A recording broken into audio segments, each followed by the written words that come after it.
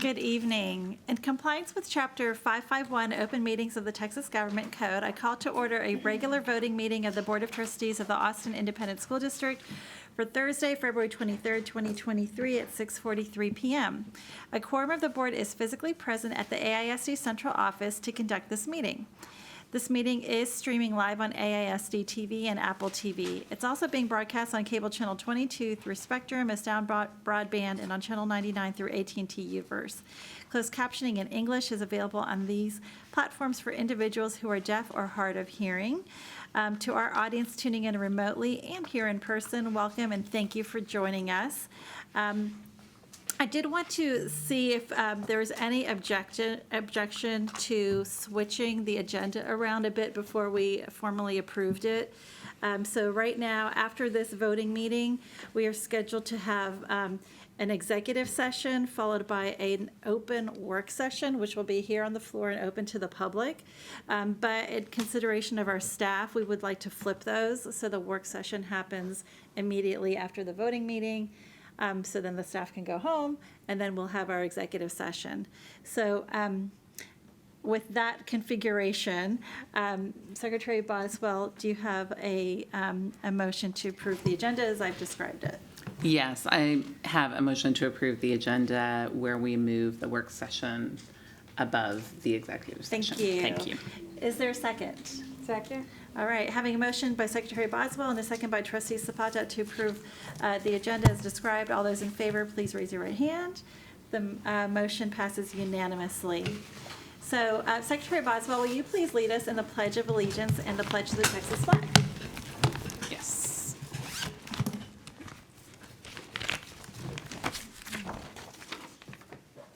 I pledge allegiance to the flag of the United States of America and to the republic for which it stands, one nation, under God, indivisible, with liberty and justice for all. Juro lealtad a la bandera de los Estados Unidos de América y a la república que representa una nación bajo Dios, indivisible, con libertad y justicia para todos. Honor the Texas flag. I pledge allegiance to thee. Texas, one state, under God, one and indivisible. Te honro bandera de Texas. Te juro lealtad, Texas. Un estado bajo Dios, uno e indivisible. Thank you. We will now move to our game changer item, which is our opportunity to recognize and observe important items happening in our AISD and our nation. Mr. Segura, would you please share a recognition? Absolutely, President Singh. I'd like to invite Dr. Jane Ross and Dr. Twyla Williams up to recognize the game changers.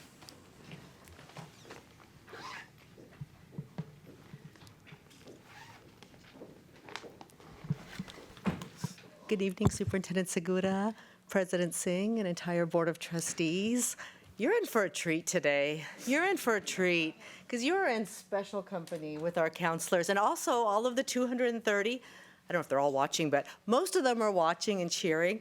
So also in honor of National School Counselor Week that occurred this month, we're excited to recognize our CREST Award winners. And earlier, Superintendent Segura, you introduced Twyla and myself. I'd like to also introduce our other leadership team members. We have Danielle Camarillo and Daniela Garcia, who support elementary and secondary counseling. We also have Dr. Terry Wood, who oversees trauma-informed care and brain-based learning, and Dr. Kimberly Wilson, who supports all of our licensed mental health professionals that you were asking about earlier, who support the wellness of all of our students and our families, and we're very excited. We'd also like to express gratitude on behalf of Dr. Susan Diaz, who very much supports and believes in mental wellness and counselors. And I do want to give a shout out to Brandy Hosek, and I'll tell you why. She's probably like, huh? What do I have to do with this agenda item? We're lucky in our district to have a chief of human capital who was a principal who cared deeply about her counselors. I knew you, 2 schools, she was a principal at 2 campuses, and she consistently put counselors, counseling, mental wellness, and the supports, the 4 tiers of supports, as the top priority. So just want to say thank you for that. And now the real special guests of tonight. Ooh, we are so excited. So we have with us our CREST Award winners, and I believe that Trustee Chu, you'll be reading the recognition of them. I do want to say that they have put Austin ISD for years on the map. We have counselors and programs and districts across the nation who reach out to our counselors, our school-based professional school counselors, for supports, for ideas, for all of our charts and our crisis intervention plan. And most importantly, they take care of our students. They take care of our families in times of celebration and in times of loss. Our counselors across the district and our CREST Award winners here have saved lives every day. And I thank you so much for recognizing them today from the heart. We also, one of our CREST Award winners, Angela Vera, is going to be representing AISD nationally at ASCA. That's the American School Counseling Association, I apologize, and representing the wonderful work that we do. So like I said, you're in for an extra special treat. So I'm going to turn it over to Trustee Chu to read the wonderful acknowledgement of our counselors, specifically our CREST Award winners. Yes, thank you so much.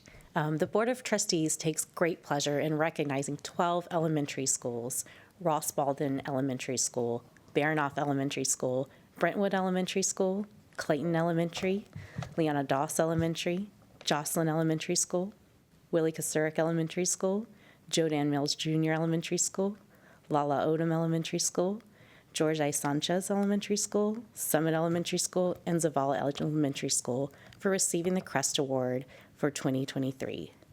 CREST is a continuous improvement document that gives a school counseling program an opportunity to demonstrate effective communication and commitment to obtaining results. CREST helps counselors to evaluate their counseling programs, promote their programs to stakeholders in the district, demonstrate the effectiveness of their guidance and counseling programs through empirical means, and to implement the Texas and national models for school counseling programs. The Department of Counseling, Crisis, and Mental Health acknowledges the exemplary success these counselors have attained in receiving this prestigious award. We congratulate Deborah C. Alexander and Heather Chapman of Baldwin Elementary, Jane Tackett and Denise Solis of Baranoff Elementary, Tess McKenna of Brentwood Elementary, Megan Lanier and Alex Ashby of Clayton Elementary, Natalie Perez and Catherine Meijer of Doss Elementary, Stephanie Turner of Jocelyn Elementary, Angela Vera of Kasurik Elementary. Thank y'all so much. Sorry, I should pause. I'm so excited to read everyone's name. Elise Edwards and Linda Waitley of Mills Elementary, Shannon Saul of Odom Elementary, Linda Washaleski and Sarai Vasquez Hernandez of Sanchez Elementary, Lisa A. Adams and Jamie Lewis of Summit Elementary, and Ken Peters of Zavala Elementary. These leaders for the Department of Counseling, Crisis, and Mental Health are Twyla Williams, Director, Danielle Camarillo, Elementary Counselor and Coordinator, and Daniela Garcia, Middle School Counseling Coordinator. Thank you so much.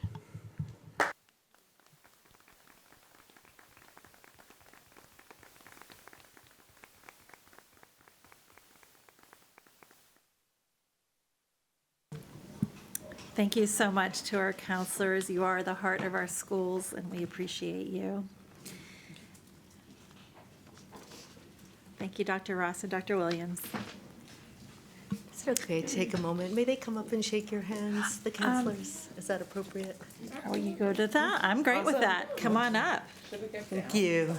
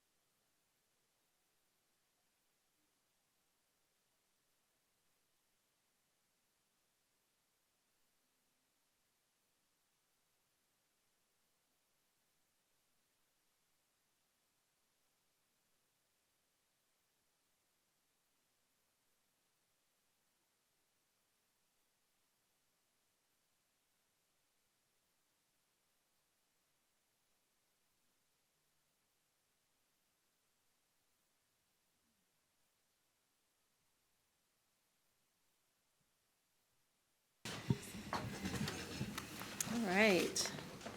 So now our next items are under the president's report. So we want to share two changes upcoming for public comment and public participation. For public comment, starting for the March board meeting, individuals who call to provide public comment or public testimony will first reach a staff member in the office who will collect their information and help them with ensuring the message is left and ready for the meeting. But if the individual wishes to record a message, the staff will direct them to a voice mailbox and then confirm that the message was received in the mailbox. And we hope this will provide a more community-focused approach to working with our students, staff, community, and families when leaving recorded testimony. Also, starting in March, the district will stream meetings on Facebook, but with the comments turned off. Although we value the opportunity to create a public forum, our current policy outlines the methods that we provide public participation, and we do not have the ability to monitor chat as we do with public comments, and so have determined it is best that the comments remain off. And I will just share that we did discuss this at length. The whole board did, and we sort of came to a consensus on this particular issue. And one of the things that did come up was, you know, when people come in and leave public comment on general items, they're not supposed to say somebody's name, like a staff person's name, and there's certain rules around that we can monitor when people are here in person. But if it's on Facebook, we're not doing that. We're not allowing that same level of, I guess, oversight on what is being said. And so that's part of the reason why we have decided to turn comments off. Individuals wishing to share public comments can always call our dedicated line prior to meetings to record comments or sign up for in-person testimony at our voting meetings. The community can also email the board at trustees@austinisd.org. And we want to remind the community that the best and most reliable place to watch board meetings is on AISD TV through public access, but we recognize that not all families have access to cable or over-the-air TV networks, so we are glad to have multiple opportunities for families to watch online, including AISD TV, YouTube, and Facebook. Also, AISD TV is the best option for closed captioning, as the service is provided by a closed captioning partner. Closed captioning options on the website and social media platforms are provided through the company's generated software and may not always be accurate or current with what's on the air. The district also maintains a backup of all board meetings on Vimeo and AISD TV, as we cannot always control the posting and storage options of video on Facebook. I would also like to open up the floor for other trustees to provide important updates and accolades, and would like to call on Trustee David Kaufman, who's on Zoom. So Trustee Kaufman? Yes, thank you. Thank you, President Singh. I just would like to take this opportunity to celebrate two February birthdays, the birthdays of two important organizations that have had a big impact in the fight for equal educational opportunity. First, I'd like to recognize the 94th anniversary of the League of United Latin American Citizens, better known as LULAC. On February 17, 1929, the founders of LULAC joined together in Corpus Christi, Texas, to establish an organization that would become the largest, oldest, and most successful Hispanic civil rights and service organization in the United States. Since then, LULAC has championed the cause of Hispanic Americans in education, employment, economic development, and civil rights. LULAC has advocated for legislation that promotes humanitarian relief for citizens and immigrants and increased educational opportunities for our youth. I'd like to give one powerful example of LULAC's impact that happened here in Central Texas. In 1948, LULAC, working with the American GI Forum of Texas, successfully argued the court case Delgado versus Bastrop ISD, which led to the end of legal segregation of Mexican-American students in Texas. The two lead lawyers for LULAC were George I. Sanchez and Gus Garcia. George I. Sanchez is the namesake of AISD's Sanchez Elementary. He served as LULAC president in the early 1940s. Also, AISD's Young Men's Leadership Academy is named after the son of the LULAC lawyer, Gus Garcia. The younger Gus Garcia received the 1992 LULAC Award for Political Involvement Education. And one final note, there are 15 local LULAC councils in Austin, including the Concilio Si Se Puede. Please join me in commending the League of United Latin American Citizens for 94 years of community service to increase educational opportunities and improve the quality of life for Americans as we celebrate their birthday on February 17th. Next, I want to recognize the 114th anniversary of the NAACP. On February 12, 1909, the NAACP was born when leaders, including W.E.B. Du Bois and Ida B. Wells Barnett, organized to pursue racial justice and an end to anti-Black violence. Over the years, the NAACP fought against lynching and segregation and fought for voting rights and economic justice. The NAACP organized to ensure the political, educational, economic, and social equality of minority group citizens and to eliminate race prejudice.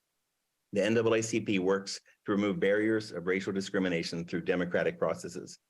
One of the most well-known accomplishments of the NAACP was when their Legal Defense and Educational Fund, headed by the future Supreme Court Justice Thurgood Marshall, successfully argued Brown versus Board of Education in 1954, which outlawed segregation in public schools. Currently, the NAACP continues the fight for racial justice in education and against the school-to-prison pipeline. We're fortunate to have a strong local NAACP chapter led by President Nelson Linder. Please join me in celebrating the February 4th birthday of NAACP and thanking the Civil Rights Organization for its 114-year anniversary. Thank you so much, Trustee Coffin, for those recognitions of LULAC and the NAACP. Next, we have Trustee Zapata. I believe you had a very exciting update to share about the Youth Employment Program. Thank you, President Singh. Yes, so the Summer Youth Employment Program was created 30 years ago. My daughter was 13 and now she's 43. And it was created because it was an opportunity to help reduce juvenile crime in the city of Austin and Travis County during the summertime, where 14, 15-year-olds were not able to work and were just not, there wasn't a whole lot of things going on for them. So we have been offering summer youth employment training to help our students, number one, not only to not get into trouble, but most importantly, it's an opportunity for them to begin to learn about the world of work and how it's connected to their education. That right now, their job is to be at work, and that is at school. And so it's been a very successful program, thanks to the Travis County and City of Austin, who partner and invest in paying our students to work in the summer. We're very happy that this past budget, the city and county agreed to raise the wage from $7.25 an hour to $13 an hour. So that's pretty good if you're 14 and 15, right? And so we're very excited about that. So in partnership with the City of Austin and Travis County, I have been working with AISD leadership to provide trainings at some of our schools so that students have access to be able to participate. And 2 weeks ago, we held our first training at Mendez Middle School, and we had 120 students sign up, but 75 showed up. So that was a very good turnout for our first one. This weekend, we also have 120 students signed up at Martin, and it's from 9 to 2. Any students who are 14 to 17-year-olds can sign up or just show up, and we'll be happy for you. Have to complete 5 hours of training. Your parent or an adult must accompany you. You must have a Social Security card and show proof of a school ID or report card, because it's required that you're in school. And it is not income-based. It's up to the students if they're ready to learn about the world of work. And then on March 4th, we will also do the training at Travis Early College High School from 9 to 2. So you can go on the Travis County website, and we do have a flyer. If you could post it, there is a link there for anyone else who is interested. These are not the final trainings. The county has other sites after. These are just the ones I'm particularly hosting at our AISD campuses. Thank you very much. Thank you, Trustee Zapata. I really appreciate that. And I remember going to one of these sessions last year, I believe, and it was wonderful. It's an amazing program. Thank you. So I'm going to ask Vice President Foster to give us the superintendent transition update. So thank you. So item 4.2 is the transition update. Last Monday, the Board of Trustees met with our superintendent search partner, JR Recruiting. During the meeting, the board discussed a timeline for the superintendent search with a final decision proposed for May 2023. We spent most of the time discussing community outreach and stakeholder meetings, a survey for the community to provide feedback, and other methods for community awareness and feedback, including discussions around the openness of the search process. So next week, we plan to release our survey to the community, which will be one way that the public can share what they believe is what their sense of the traits, attributes we need in a new superintendent. We'll have virtual and in-person meetings open to everyone on March 4th, March 7th through 9th, March 13th and 14th. Times are being finalized and stakeholder groups are being contacted for outreach opportunities. When these are final, they'll be posted to the Superintendent Search website. The board's also scheduled a meeting on Wednesday, March 22nd, to discuss a superintendent profile and finalize the openness of the search. At this meeting, we'll take all feedback received from the community meetings, town halls, surveys, emails, and personal outreach to stakeholders. You can find more information about the search, the timeline, and previous meetings, including recordings from the meetings, at www.austinisd.org/board/superintendent search. Thank you, Vice President Foster. So at this time, we would like to have trustees provide committee reports. Trustee Boswell, can you share the intergovernmental report and a report from our brand-new district committee, the Advocacy Advisory Committee? Yes, I am happy to do that. Thank you. The Board Intergovernmental Relations Committee convened a meeting at 12:03 p.m. on Wednesday, February 15th. Trustees Hunter, Whitley Chu, Gonzalez, and Boswell were present. Jacob Reach and Edna Butts from administration were also present. We received an update about the Advocacy Advisory Committee and its membership. The committee discussed items to be discussed and shared at the first Advocacy Advisory Committee meeting, which happened last night, and I'll update you about that in a minute. The committee received an update on the bills filed that affect the district, as well as those that support or relate to our legislative priorities, which we adopted sometime mid-fall last year, and discussed meeting with Travis County legislators and staff in the next few weeks to determine how district and trustees may be most helpful during the legislative session. Finally, we discussed how we can coordinate with other school districts, education-related associations, city councils, chambers of commerce, and other partners across the state to support bills of mutual interest and oppose those that take resources from districts and erode local control. The committee will hold meetings twice a month during the legislative session. One meeting will be longer, an hour to an hour and a half meeting, and the other will be a shorter 30-minute meeting, alternating. Our next meeting will be March 22nd at noon, because we're skipping some time for spring break. And we'll convene as needed if we need to in between. We adjourn the meeting at 12:52 p.m. I also want to share a quick update before I get to the Advocacy Advisory Committee. There was a joint subcommittee meeting that focused on legislative work, and we shared some information at that as well. So we may be getting an update about that. Good. Last night was our first meeting of the Advocacy Advisory Committee. That's a new AISD advisory body. It still has some openings if anyone is interested. And the committee will be learning about our legislative priorities with us and working to advocate alongside us this year about a wide variety of topics we have adopted. We discussed the idea that advocacy is campus to the Capitol. It's not all what's happening at the legislature. Advocacy in many places in many ways, including to this body. And we had more than 25 members join us here at Central Office last night, and we listened to presentations centered on public school finance. Board of Trustees set the priorities for the 88th session with an emphasis on public school funding along with other issues. And our statement is that we support the original intent of recapture as a system to more equitably fund public schools across the state of Texas. Our focus is not to eliminate the system, but rather support significant reforms to the system in addition to increasing the basic allotment that's the per-student funding in our schools. Our current recapture system relies on local property taxes to fund public education, and to date, this is the fourth largest source of revenue for the state of Texas. During the 21-22 school year, 160 recapture districts paid more than $3 billion to the state.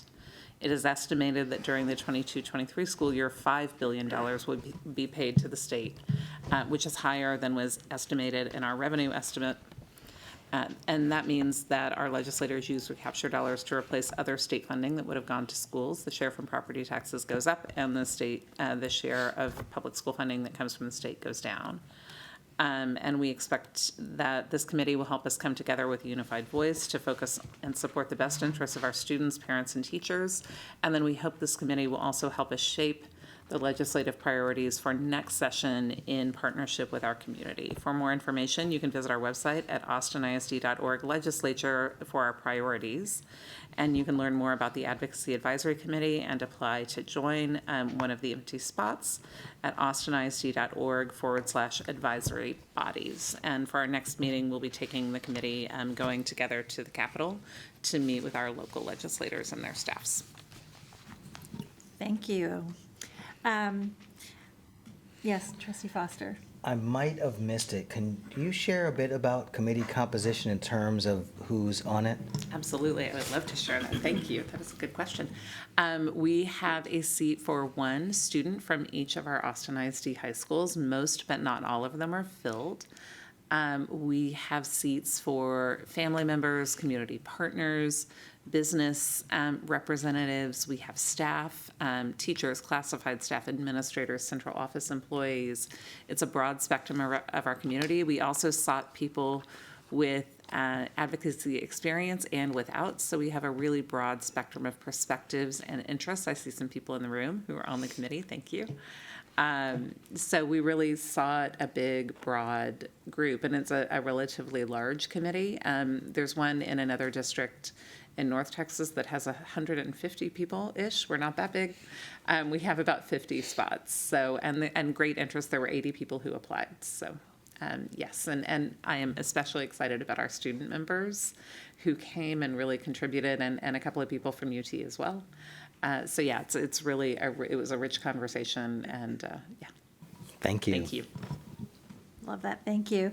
Trustee Lugo, can you share the board audit report? Yes, yes, thank you. So the Board Audit Committee convened earlier today.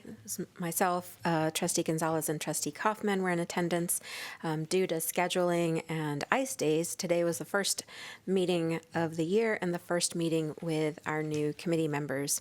So we really took it as an opportunity for an introduction between the trustees and our third-party auditor, Gibson Consulting. We also discussed the risk assessment that took place last year, as well as the audits that are underway during this school year. And we have also decided that rather than meeting quarterly, we will begin to meet monthly, just given the amount of work that we'll need to review and go over the next few months, and in preparation for the next school year and the audits that will begin at that point. So, yeah. Thank you so much. I appreciate all the hard work and moving up to a monthly meeting schedule. Y'all, our trustees work very, very hard. So I want to mention that last week, we also had a Safety and Security Committee meeting on February 15th. The committee heard public comments regarding life safety issues. Aikens High School teacher Carlos Garcia and students then provided a presentation on the Sandy Hook Promise and their organization called Save Promise Club, which stands for Students Against Violence Everywhere. The SAVE Club is taking action at Aikens, ensuring a safe and supportive environment for all students, empowering young people to know the signs and how to take meaningful action, and advocating for meaningful mental health support for staff and students. The group also advocated for the use of the Say Something app at all district campuses, which is an online tool that allows the submission of safety reports that can provide proactive ways to intervene and support students' mental health, or to be aware of a safety concern. quickly and anonymously. The administration shared support for continuing the discussion and reviewing the Sandy Hook Promise program.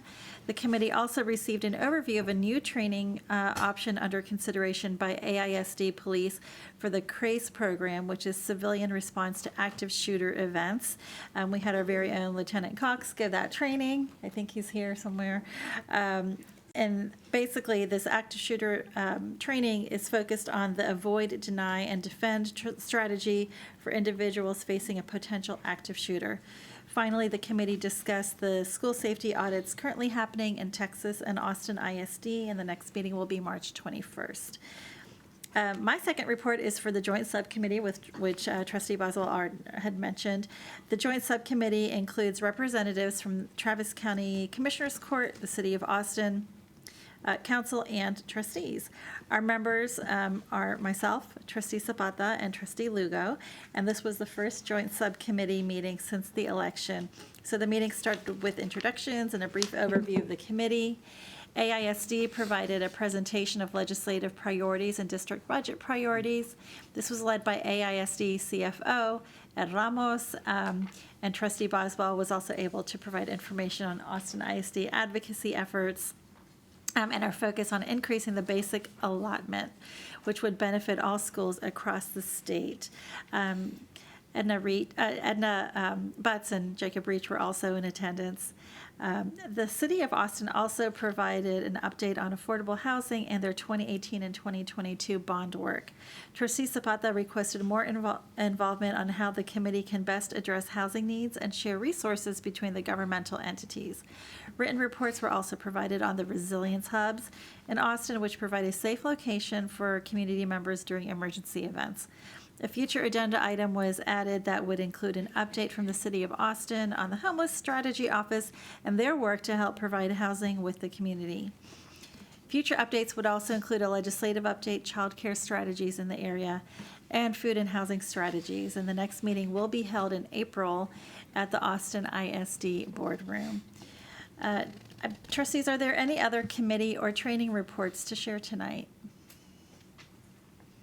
I'd like to share a report from the Austin Ed Fund. Yes, Trustee Whitley Chu. Thank you. The Austin Ed Fund, AISD's Educational Foundation, is going to participate in Amplify Austin on March 2nd.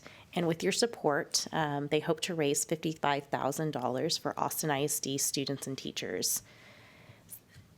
You can give to the Austin Ed Fund during Amplify Austin now through March 2nd at 6 p.m. To keep the support going. And thanks to a generous contribution from Sharon and Akshay Rao, each donation is matched dollar for dollar, up to $25,000. So any of us can serve as a peer-to-peer fundraisers, and we can win prizes just for participating, and kind of like a little competition if y'all want to get involved. I know I'm going to do it. So if you're interested, please let Michelle Wallace know at michelle.wallace@austinisd.org. So thank you so much in advance for your support. Thank you so much. And I think I saw some posters out as I was driving into HQ today, so that's great. Trustee Hunter, did you have an update as well? A small one. I've had my second meeting with Austin Partners in Education, and we've been doing our strategic planning as Austin ISD is the biggest partner. And the last thing that we discussed before I left is they are getting ready for Salute. And so we had the privilege earlier this week to meet with Teachers of the Year, and that was a really enriching experience. It was just fun also. But we're getting ready for Salute, and so Salute, the dates for Salute are out of my head. May 10th. And how many times did you make us say that? Like, we literally had to repeat it 3 times. That's the kind of student I was.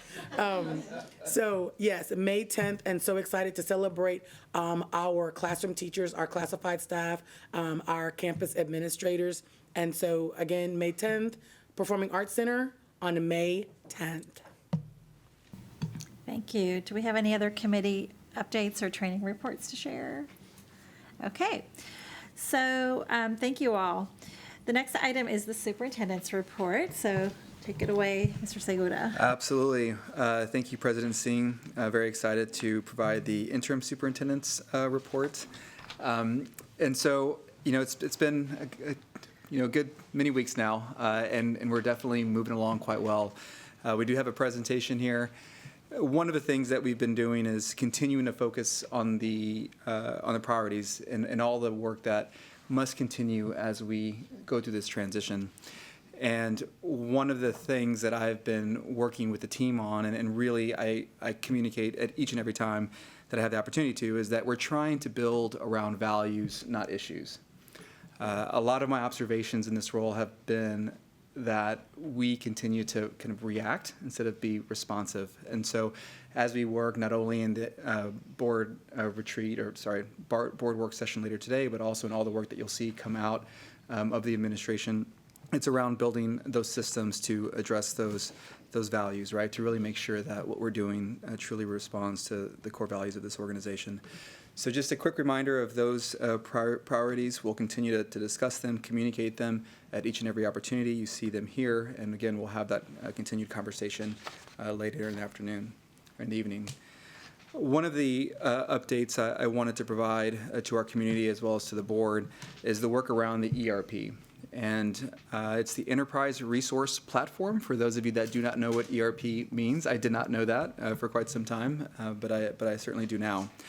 And this is one of those things that it's incredibly important to this organization. It's an initiative that really, I think, has gone under the radar.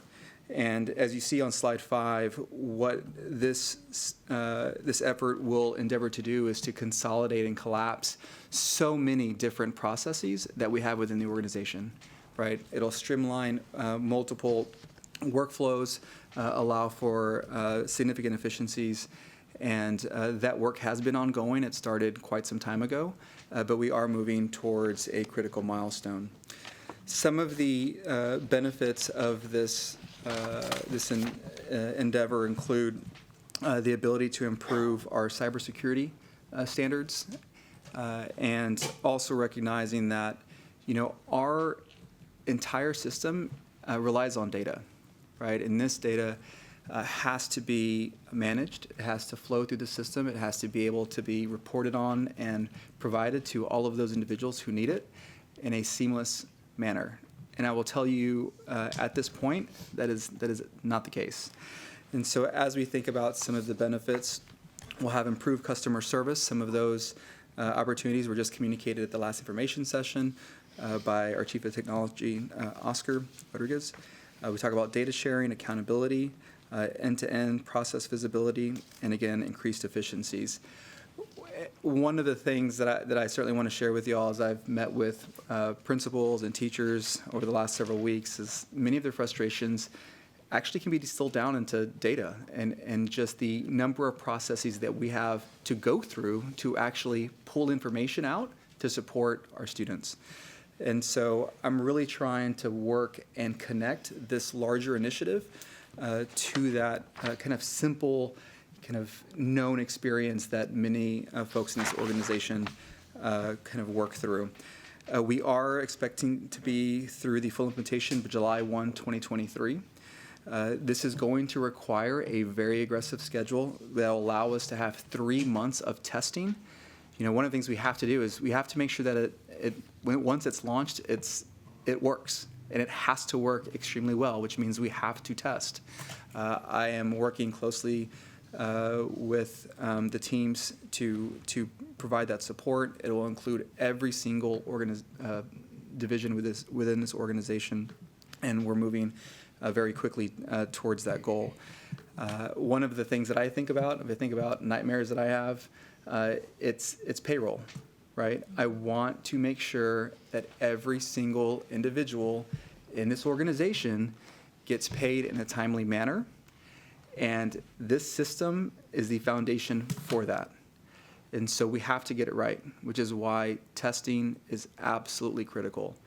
So you're going to hear me continue to reinforce, the importance of this initiative, which isn't always kind of out in front, because it will have significant impacts in how we do work and how we can better serve our students and staff.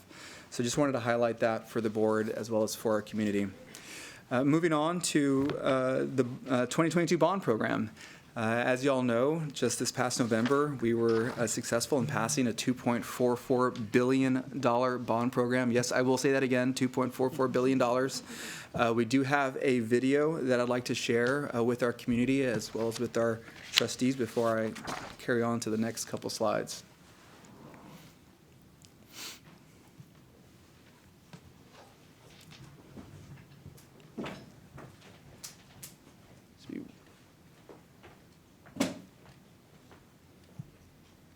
And so while we bring that up, one of the things I'd want to point out is, the planning around an initiative like this does not start, in December, nor does it start in November. It really started even before the bond had gone before the voter, just because we needed to ensure that we could deliver these projects on time and on budget.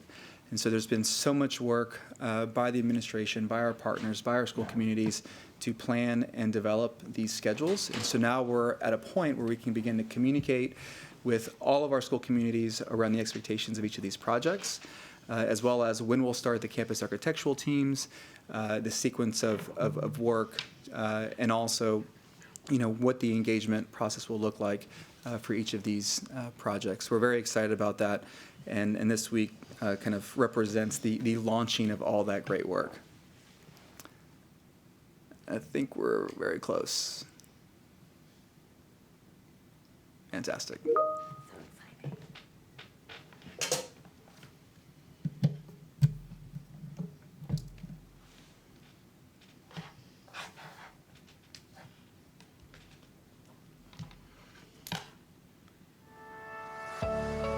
Thank you, Austin ISD community, for helping us pass the 2022 bond. You put your trust in us, and since November, we have been hard at work laying the groundwork for a program you can be proud of. We have carefully planned a schedule for our 25 modernizations that prioritizes safety and security in Title I schools, in addition to preparing for more than 300 targeted projects.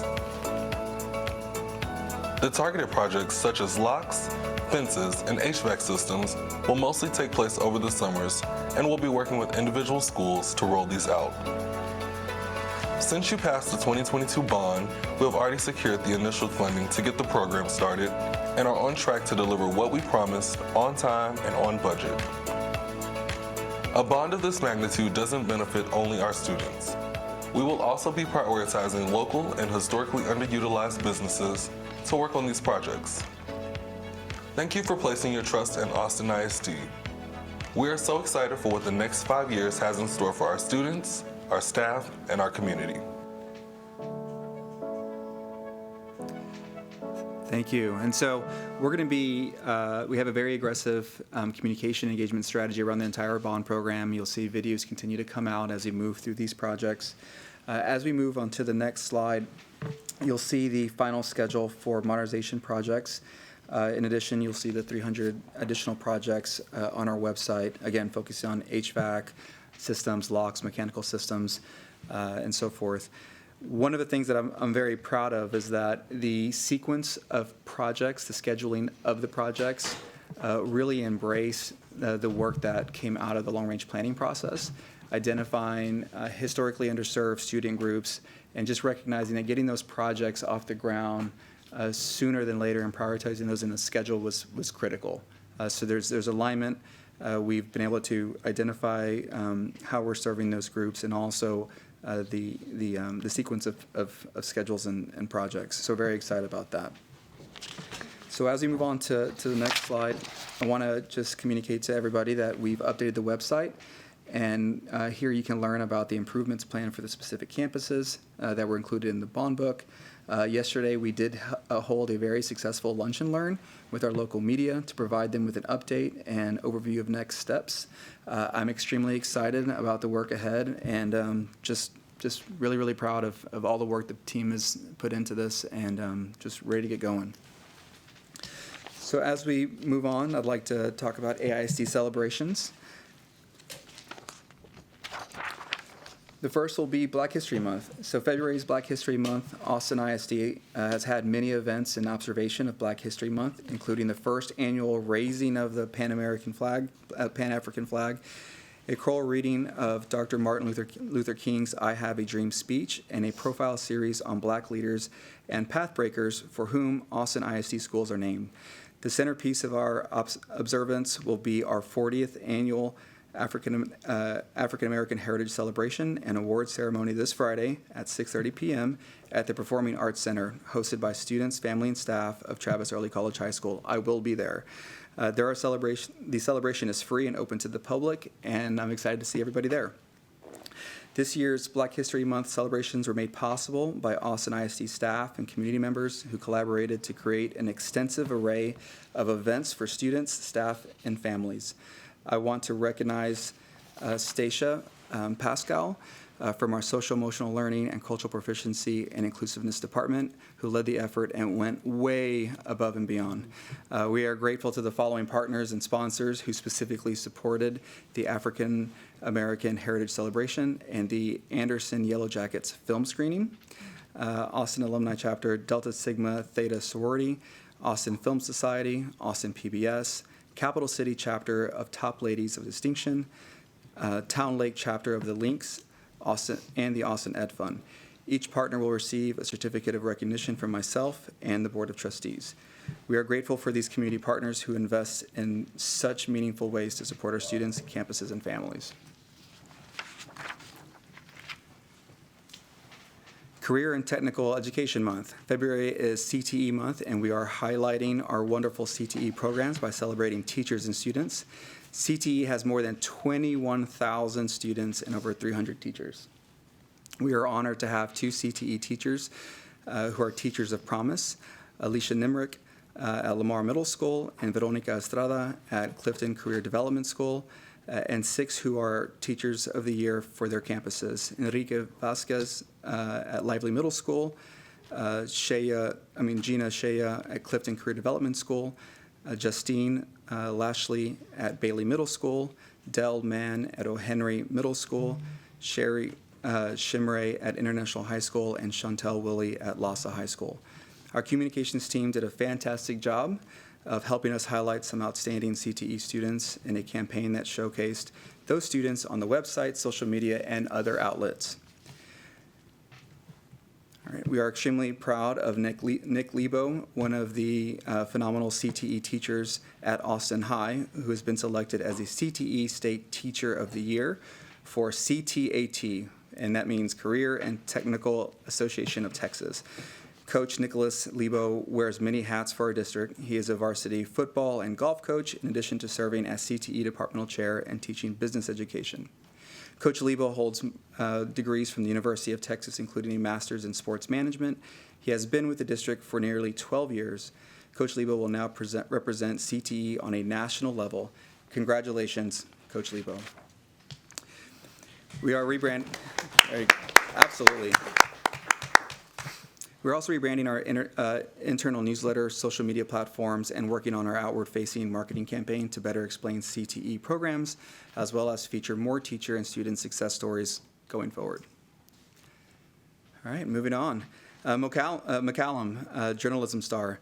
Last fall, 2 journalism students from McCallum High School attended the National Convention for Scholastic Journalism in St. Louis.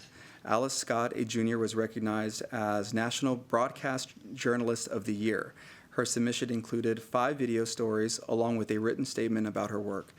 This is only the 3rd time an AISD student has been recognized nationally for their portfolio. We are immensely proud of Alice for her excellent work, and congratulations for telling stories that must be told. That's pretty impressive. All right. Winter musical season. We want to recognize the great work of students, families, theater directors, and district staff in producing the many musical theater productions that took place this winter in Austin ISD. There were many, many, many productions. I got invited to many of them. Just incredible. We believe that the performing arts are a valuable part of preparing our students to succeed in higher education, work, and life. One example was the great performance of All Shook Up at Northeast Early College High School, their first musical in 10 years. The musical is just, it's incredible. This kind of performing arts experience should be available to all students across our district. With new funding from the 2022 bond program, we're working to create first-class theater facilities for students across Austin ISD. All right, moving on. Star Aikens wrestler. Let's congratulate Dione Topite of Aikens High School, who placed 5th in the state wrestling meet. Her record ends at an impressive 24-2. I'm gonna say it again, 24-2. That's incredibly impressive. Just super proud of that's just an incredibly impressive record, to be honest. I'm like at awe of it. So just incredibly proud. And with that, President Singh, that concludes the interim superintendent's report. Thank you so much. All right, so next we have, we will move to the public testimony for items on the consent agenda. And members of the public wishing to participate will call and leave a message for their remarks, or they could speak in person. But actually, tonight we don't have anyone signed up to speak. And so this will conclude public testimony. That was quick. So next we'll move on to number 8, which is student achievement and scorecard goals. We're going to focus on our college career and military readiness mid-year review. So this is scorecard item 5.1 through 5.4. And so look forward to welcoming our staff to discuss that important topic. Absolutely. I'd like to welcome the team. Gilbert Hicks, Dr. Fannin.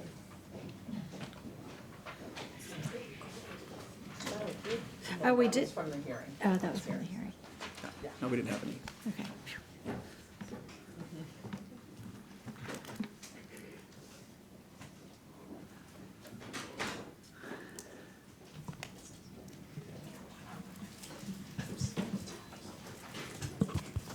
Good evening, President Singh, Interim Superintendent Segura, and members of the Board of Trustees. Thank you for having us tonight.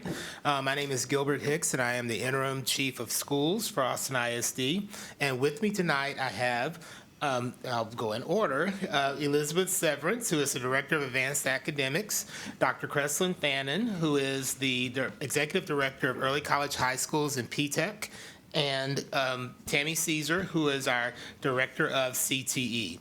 Together, we will provide you with an update regarding Scorecard Goal 5 that's centered around CCMR, College Career and Military Readiness Outcomes Bonus Funding as it relates to student TSI criteria, dual credit, industry-based certifications, advanced placement, and international baccalaureate programs. So without further ado, Dr. Fannin. Thank you, Chief Hicks.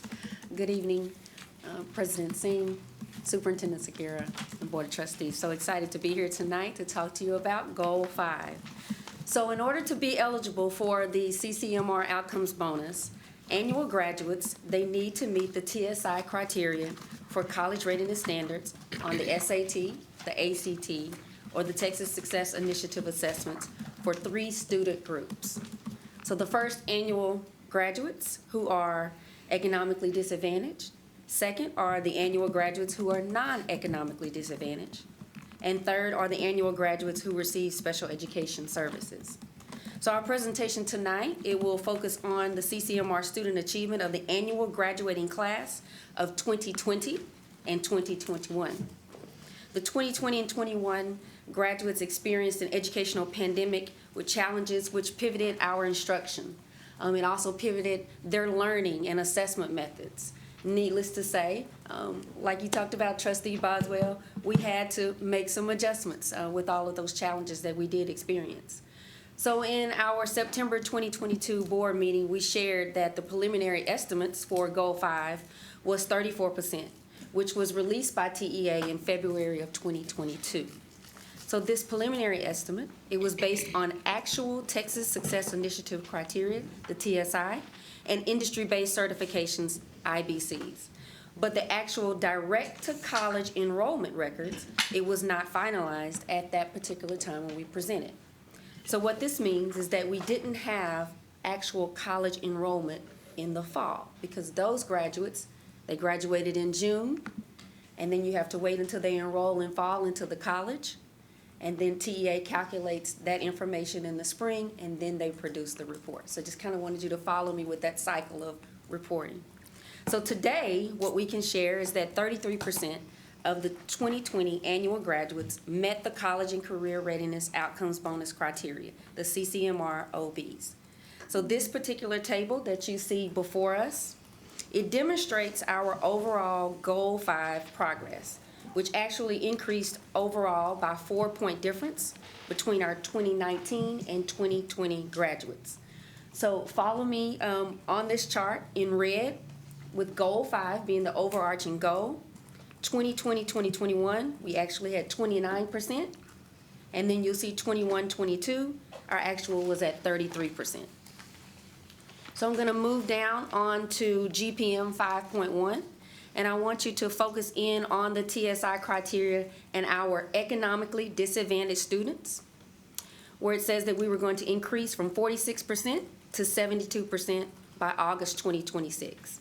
So from our table, we see that economically disadvantaged students completing the TSI decreased from 62% from our 2020 graduates to 54% for the 2021 graduates, which equates to an 8-point difference between the two cohorts.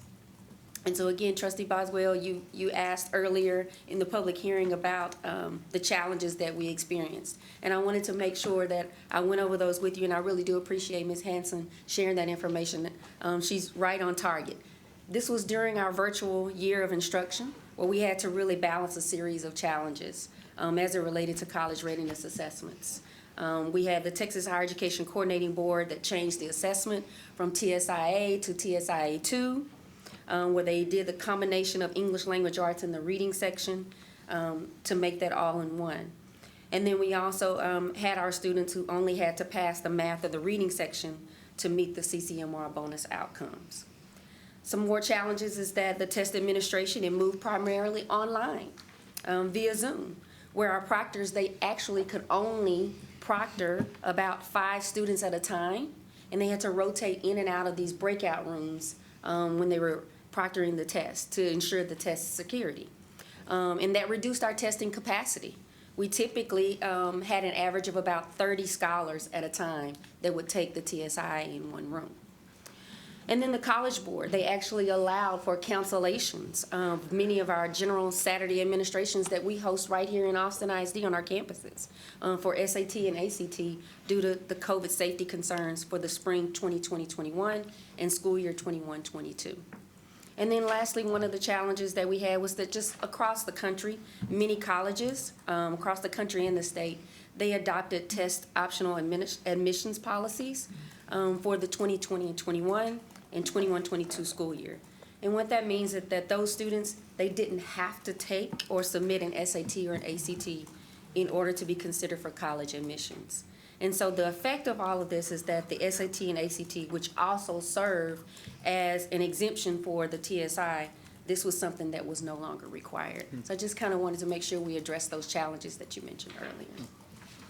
I'm going to transition now to GPM 5.2, which is focused on increasing the percentage of economically disadvantaged students who earn at least 12 dual credit hours to increase from 3% to 25% by August 2026.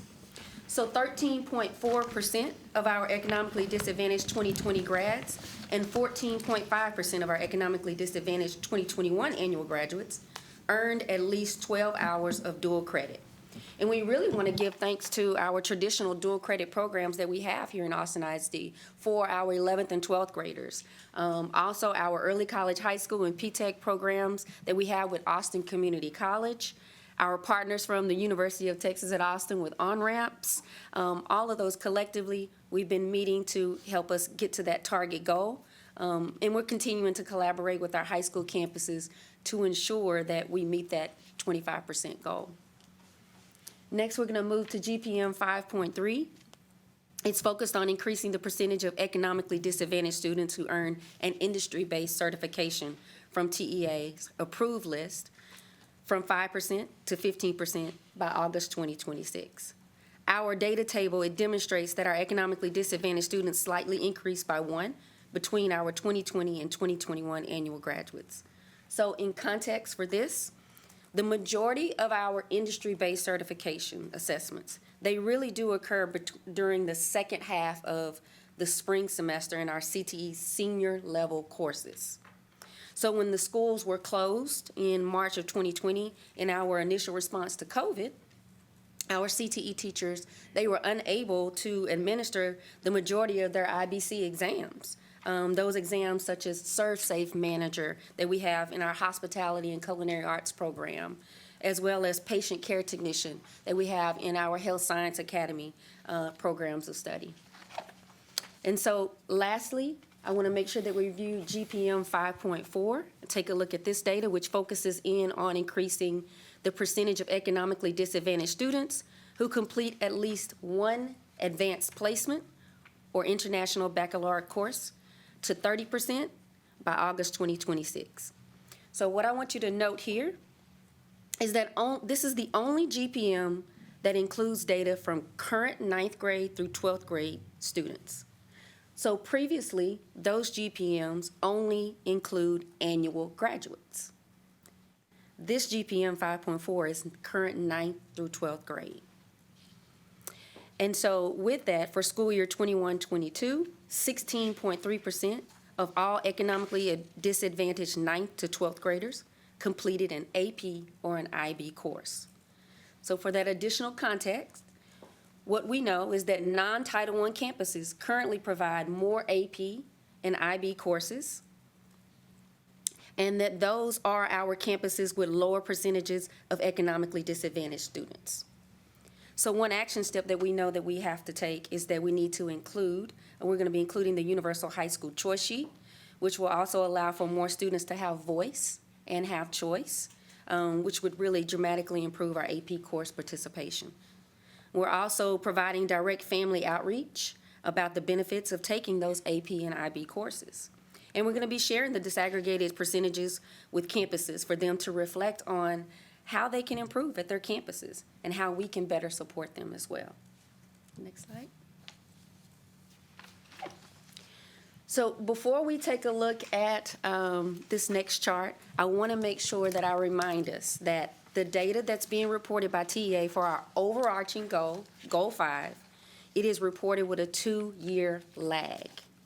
So let's go ahead and take a look at this table. It's highlighted for you.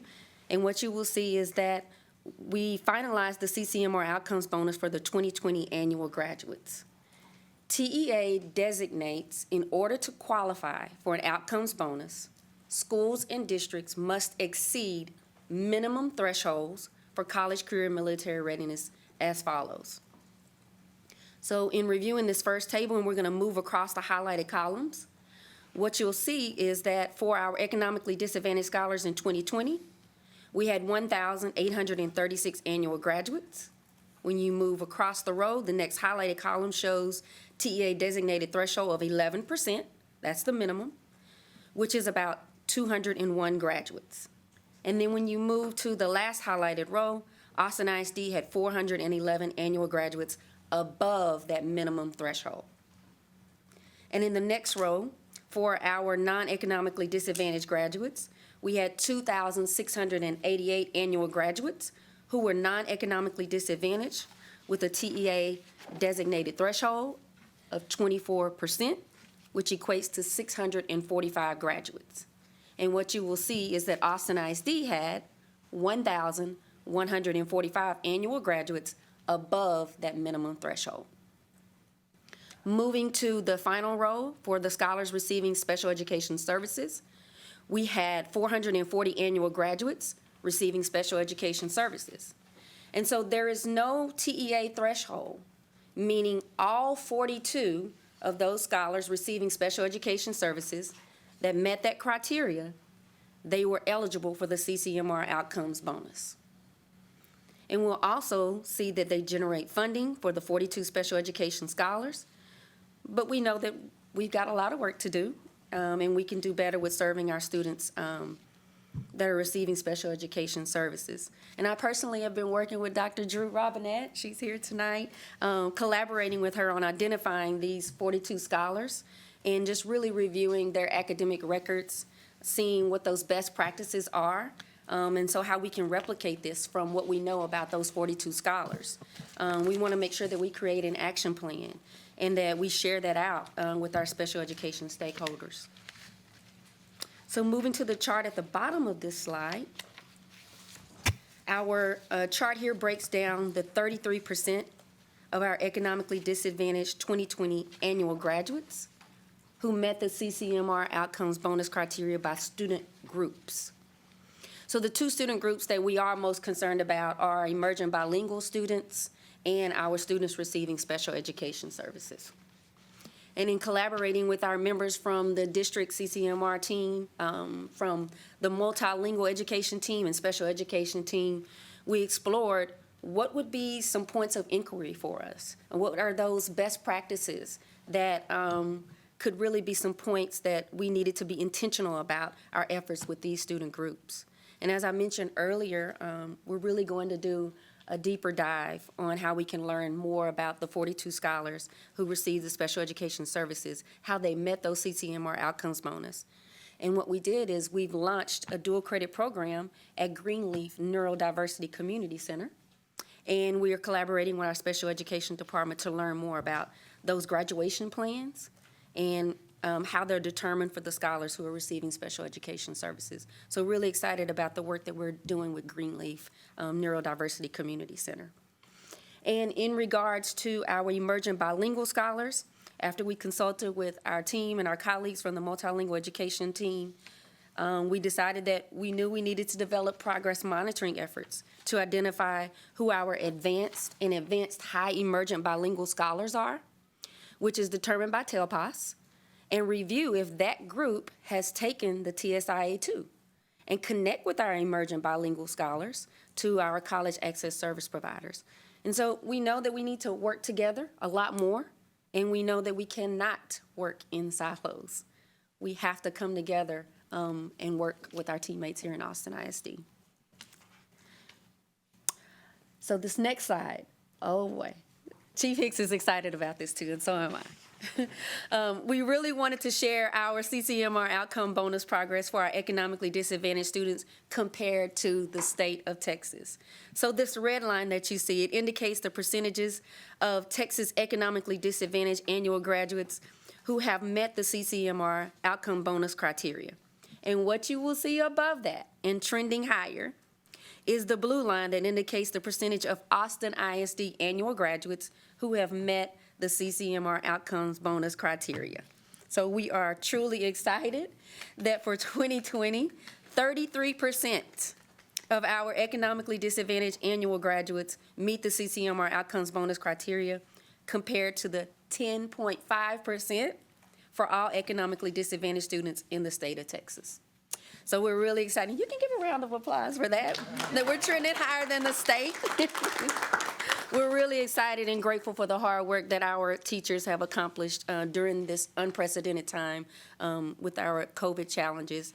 And we know we have a lot more that we need to accomplish to meet our target goal of 60% by August 2026, and we're going to continue to do this work together.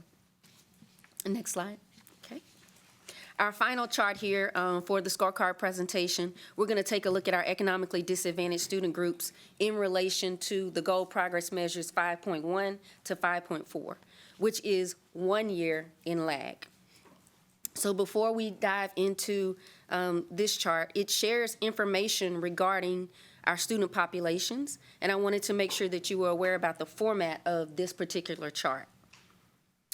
In our previous tables, we reviewed data by annual graduates. For this table, we're reviewing data by school year, and we've added the preliminary data for 2021 graduates. So I want you to focus in on the red note that TEA has not finalized the senior year data for the 2022 graduates. So it goes back to that cycle that I talked about of waiting for enrollment, calculating that data, and then releasing that data for us. And that's what that means, that their senior year of high school data, it just hasn't been finalized by TEA. That should come in around January 2024. And so you'll notice a large difference between the 2021 grads and the preliminary 2022 grads. But we're really confident that we can close those gaps when TEA finalizes that data. Next slide for me. So lastly, for GPM 5.4, we see that for our 2021 annual graduates cohort, that's 16.2% completed an AP or IB class, and our preliminary data for this school year is 16.0%. So remember, this is the only GPM that includes current 9th through 12th grade scholars. Next slide. So here's what's new. And I'm not going to read all of these bullet points for you. I just really wanted to highlight a few things for you, namely that our campus and district accountability training, campus and district accountability, CCMR, advanced academics, we've all been working together to provide these updates and training as it relates to our CCMR and working with our high school principals. We did a workshop with them this past January.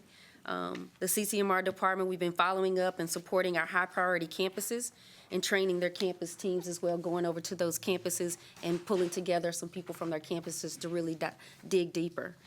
And just in collaboration with Greenleaf Neurodiversity Community Center, which is the 18+ program providing the transition services, we just launched this new dual credit program, giving those students the option to transition to college at Austin Community College while still receiving that support from the Greenleaf staff. So we're really excited about those new developments that we have.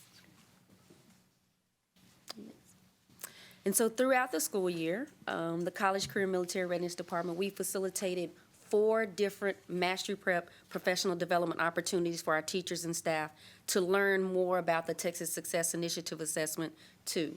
And that's our viable curriculum that we use here in the district, 8th grade through 12th grade, to really prepare them for the TSIA Assessment 2.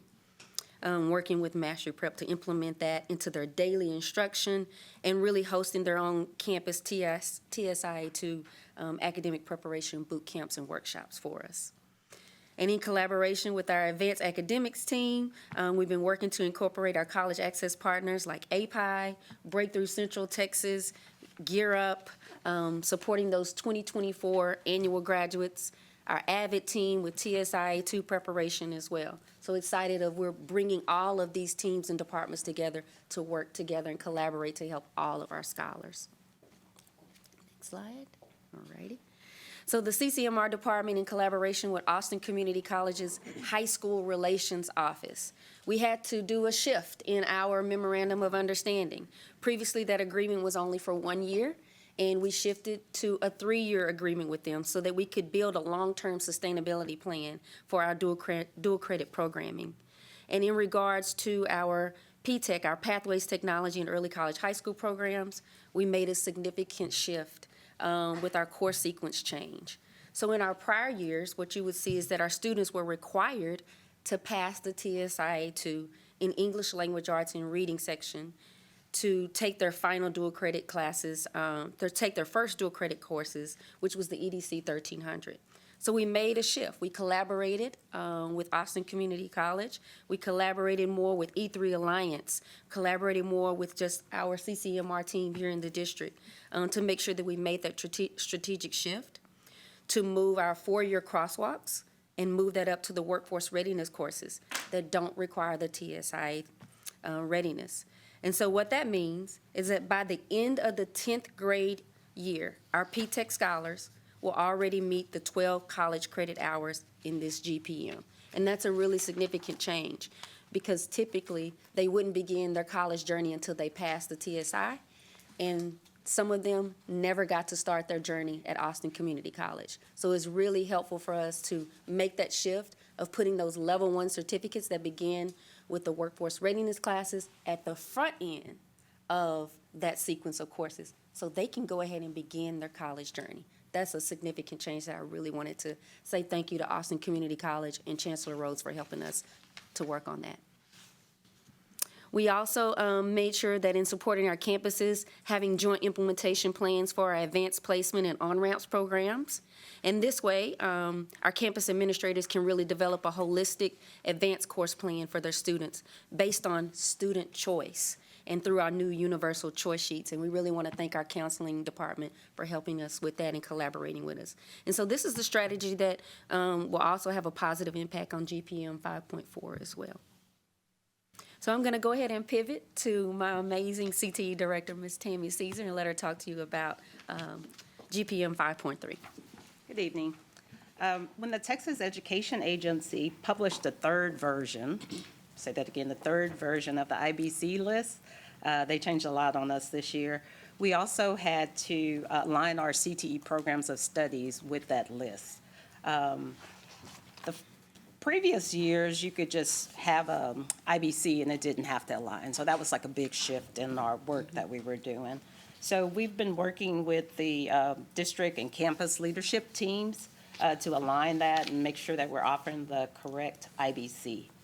And then the other strategy that we've been doing, as Dr. Fannin said earlier, we're collaborating with principals and teachers more, just kind of stressing that the IBCs are important and it benefits the students in the long run. We also created new sections in the SSIG, and I said the wrong name because we changed the name, the high school course catalog. And it aligns all our CTE programs of studies so parents will be more aware of what we offer at every school. Thank you.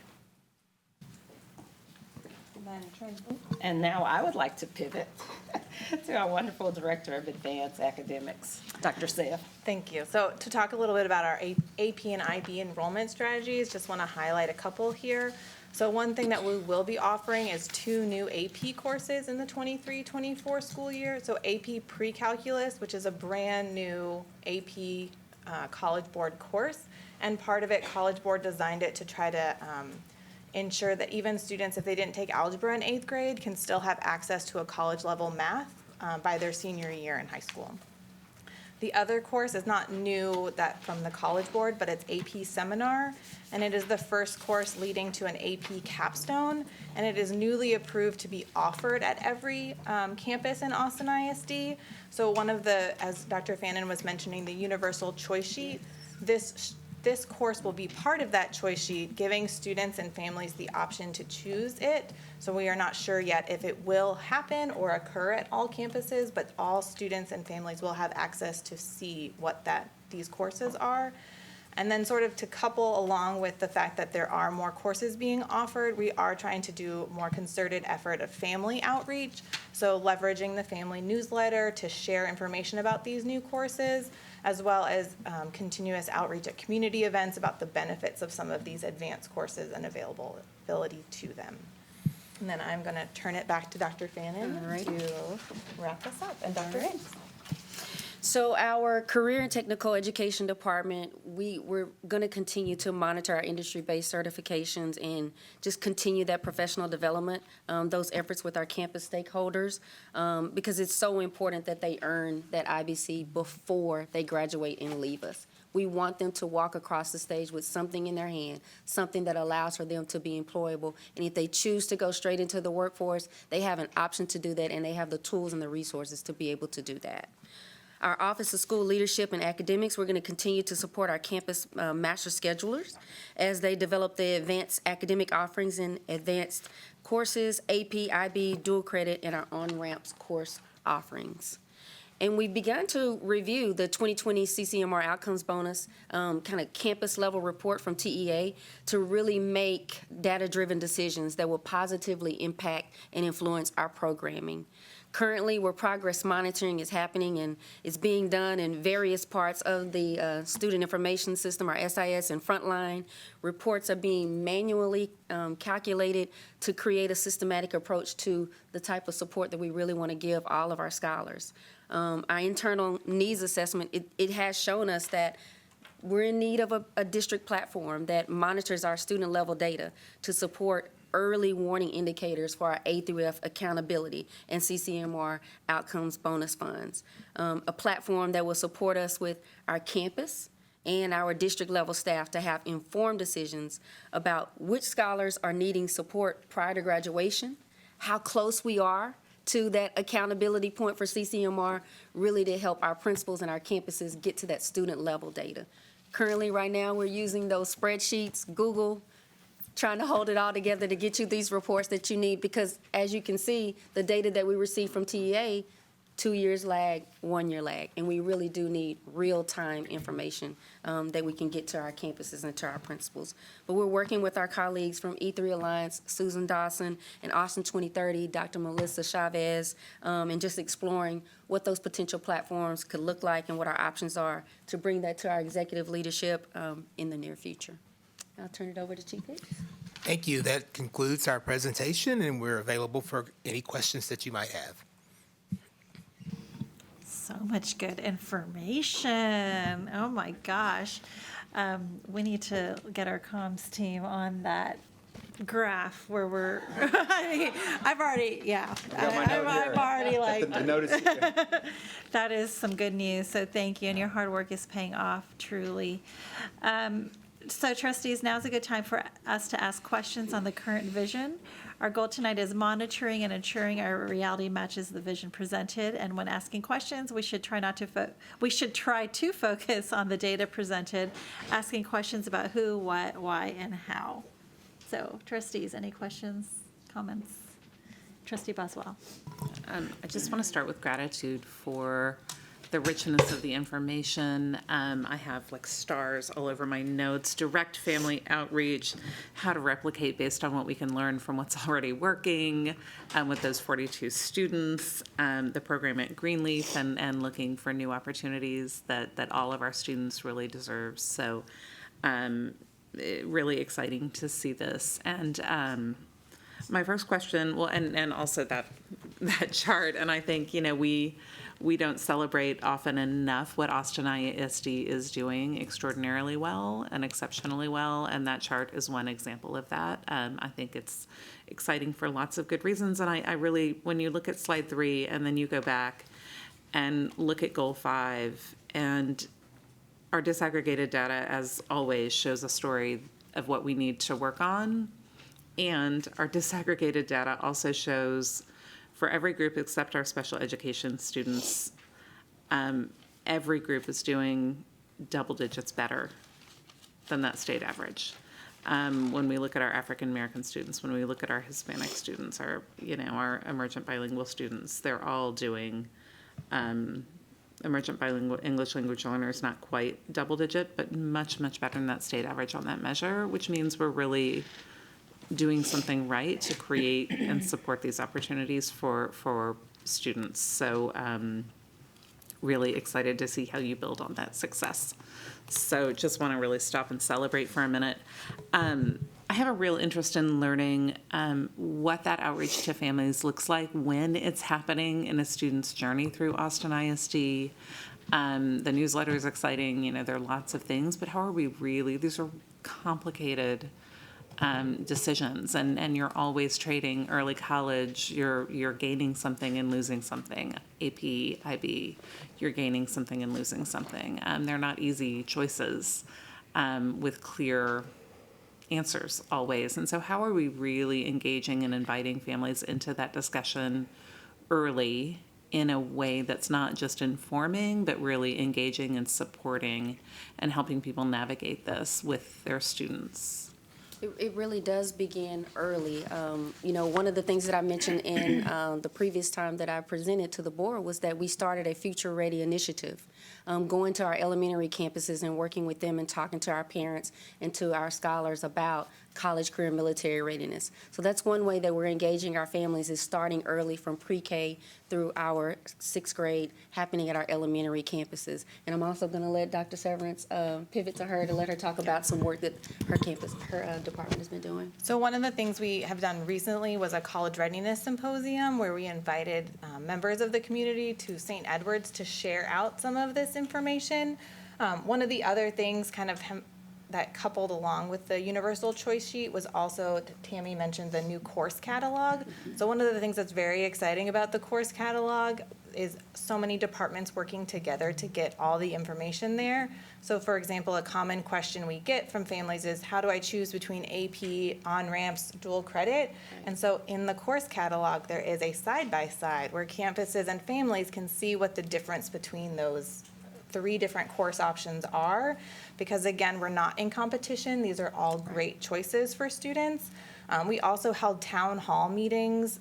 Dr. Diaz, we sort of spearheaded the academics town hall meetings in January. I believe they were in January, for middle school and high school. And again, we brought together multiple departments, so it wasn't just academics talking about the STEM and humanities pathways.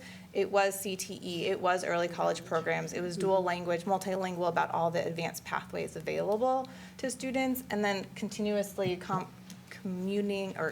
collaborating with counselors and college advisors about how those pieces go to families as well. Fantastic. Thank you very much. I appreciate it. Trustees, anyone else? Yes, Trustee Sabata. Thank you for all the work that you're doing. I just want to, earlier I talked about the Summer Youth Employment Program, and I've been thinking about, these are 14, 15-year-olds. They can't work anywhere. And they're coming because they want to make money, right? But we're also stressing the importance of their education, what we expect at school, like respecting your boss as your teacher, your principals, your adults around you. So it's really connecting the education. Once they have that job experience, they begin to really do more self-reflection and say, oh, now I know next year I need to do more math, or I need to do this because I didn't like this job. I'm going to look at this other job and I'm going to try, so they begin really thinking and owning their education. So I'm thinking, how do we, is there a way to measure students who are coming in at 14, 15 in the job training program to be able to, how do we create that pathway for them, for the district to get credit for CCMR points or funding? That's something I would like to explore with you. Does that make sense? Yes, ma'am. It definitely makes sense. One thing that we've been doing is working with our sixth grade campuses. We offer an investigating careers course there in the sixth grade. And currently, what's happening is that the State Board of Education is actually taking a look at switching around that course to include a course called Flight Plans. That's going to happen with 7th and 8th grade. So we had public comment on that, and we're waiting to hear back how that came out and what's going to happen with the courses that we have and if we need to change that alignment. But at all of our sixth grade campuses, we have investigating careers happening. Also, in some of our middle school campuses, we have Project Lead the Way. It really gives them that hands-on experience. It gives them the employability skills as well, which we used to call soft skills, helping them to make sure that they're prepared and ready for what's to come. As they're taking a look at their career assessments through Naviance, which is something that we're offering for all of our campuses as well. It lets them kind of see, what area do I want to go into? What field do I want to go into? And we're offering that across the board of our sixth grade campuses as well. Excellent. Susan, you want to add anything? Well, I'd like to invite you to come and observe what we're doing, because most of the students that are coming, when I ask them, do you know your counselor? And they do not know their counselor. Do you know what a GPA is? They don't know what a GPA is. And so those are so important for them to begin that relationship. And I said, when you go back to school on Monday, go find out who your counselor is. Go get to make that person your bestie, because that's the person that's going to help you succeed. But you have to own it. You have to initiate. And, and so it's, and I'm really seeing a difference in their social skills compared to before COVID, but they're still very quiet, but the beauty of this now is that we're requiring the parent to stay for the whole 5 hours so that they begin building that relationship with parent-student, because that's real key also to many students who arrive, and they're saying, but you got to stay with me, and it's like, so it's trying to find mentors. When we started this, it was through the congregations. The members of our churches owned it, and everybody wants to do something to help our students. So it's a way to also engage with community to be those trainers. And they also had businesses, and so they hired some of our older kids, because the city and county only has 750 job slots, period. And it hasn't grown for years. But I'm working with Gilbert Zavala with the Austin Chamber and reaching out to other chambers to help us find the business partners to hire our 16 and older so that we can hire 750 14, 15-year-olds. So, I'd like to really explore more deeply with you on how we can really make this something that becomes the culture of what we do to help get those TCMR funds. Absolutely, absolutely. And we're excited to support you with the youth employment program. We had 5 interns this past year. That's right, That you came from did. that. So we're excited to get some more, working out, even outside of the Office of School Leadership. We're hoping that the other offices will get some interns as well. We have Thank some you. that already signed up. All right. Awesome, yes, and y'all did that very quickly, to like one day to the next. So Yes, ma'am. really appreciate that. Thank you very much. Yes, ma'am. I love all the synergy. It makes me so happy. Okay, any other trustees? Yes, trustee Hunter. I have 2 questions and then comment question. The first is when we calculate the TSI percentage for graduates, is it anytime they take the TSI, that last score, or like only kids that are graduating? The highest score Okay, is the one that counts. Okay. And as you know, they can take the TSIA2 assessment multiple times. They can take the SAT and ACT multiple times. Many of them will use their fee waiver to be able to waive that fee to take the SAT, ACT. We also have SAT School Day that's coming up, so our scholars will be able to take that. The district takes care of that for them, but it takes the highest score that allows for them to be met in each of those areas. okay, excellent, And you can mix and match from SAT, ACT, and the TSI as well. perfect. So Yes, we ma'am. get, I guess, 3 bites at the apple, maybe even more. And then I know that some schools, and it may have changed, but long ago, when I was at Sadler Means, like every 8th grader took it. And then when I was working with Dobie a few years ago, they were like, everybody gonna take it. And it was just like some kids would get the 2 parts and be like, oh my God, I'm now early college high school. Usually the math is what didn't make, but the writing and the reading part they did really good on. Are we still doing that? Like every kid gets a shot, or we're saying, you do really good, we'll let you take it? We're working with our middle schools. Like I shared, we have Mastery Prep, which is our viable curriculum. We purchased that for 8th through 12th grade. All of our middle school campuses have access to that curriculum and have the training that is available to them. We've been going out to the campuses and also bringing those teachers and staff to a centralized location for that particular training. So what we do is we offer it to all of our scholars. Because there's multiple opportunities for them to take and pass this exam, sometimes it's best to just say, let's take a look at it. If I know what's on that exam and I've taken it one time, it does a couple of things. One, now I know and I can study a little bit harder and do a little bit better. The second thing that it does is it decreases test anxiety because you know that you have another opportunity to take the test. The first time you're looking at it from a lens of saying, I just want to take it and kind of see where I'm at. And it gives you a diagnostic. And we're able to use that diagnostic and take that back into the classroom with our teachers to say that if the majority of your scholars are missing this one concept, such as inference, that signals to us that we got to go back and reteach that. So that way when they take it the second time, they're more apt to do better because we use the diagnostic information to make those informed decisions.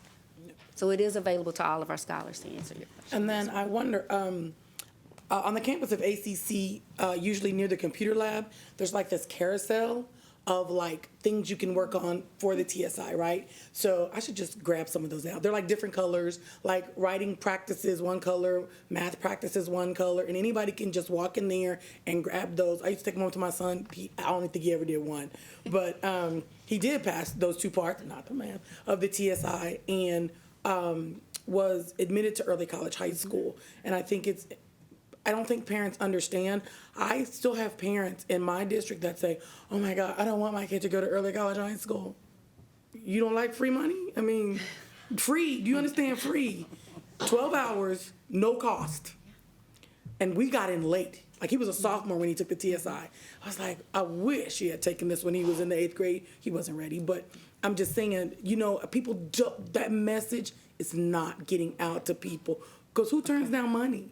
And especially in D1 where we're so many different income levels, but to just go to some parents and say, That's why they're not filling out the FAFSA. Why bother? We're not going to go to college. It's free. Take a shot. Go for it. That's not getting through. It's just not.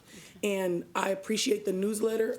And honestly, at this point, I know we're rebranding. I'm probably like one of 10 people that's reading that thing. First of all, it's, you know, I talked about this before. I think Nayeli is coming from Nayeli right now. People never know who it's coming from. Like, so if it could just be like Austin ISD Family Newsletter, right? I still get the other one for community activists. That's a good one. But I think just when y'all rebrand or whatever y'all are doing, that's something to consider, that people aren't even looking for it, right? That's one thing. And then secondly, that's like an entry into it. I don't know where it happens for families, but I think that it's important for, like you said, you were going to the elementary schools, for them to say, there's a part where your kid's gonna get to be able to get some college, right? It can be IB, it can be AP or whatever. And I think that will help with messaging, but the message is not getting through. I don't even know if you, Doc said, thank you, by the way, how you doing? I went to that family meeting.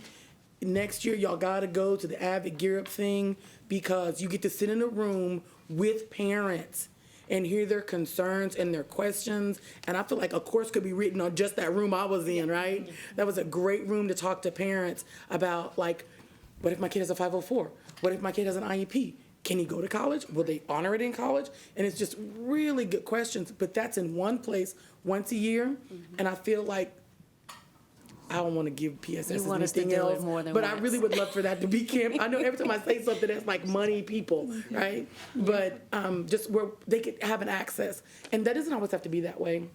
But I'm of the idea of, like, if there's something going on, AISD ought to have a table. You know, I don't know if it's a Jamaica, we ought to have a table about something. I don't know, whatever we need people to know about, we ought to have a table. If there's a fete, a community block party, and I think like National Night Out, we ought to be at every one of those with a table.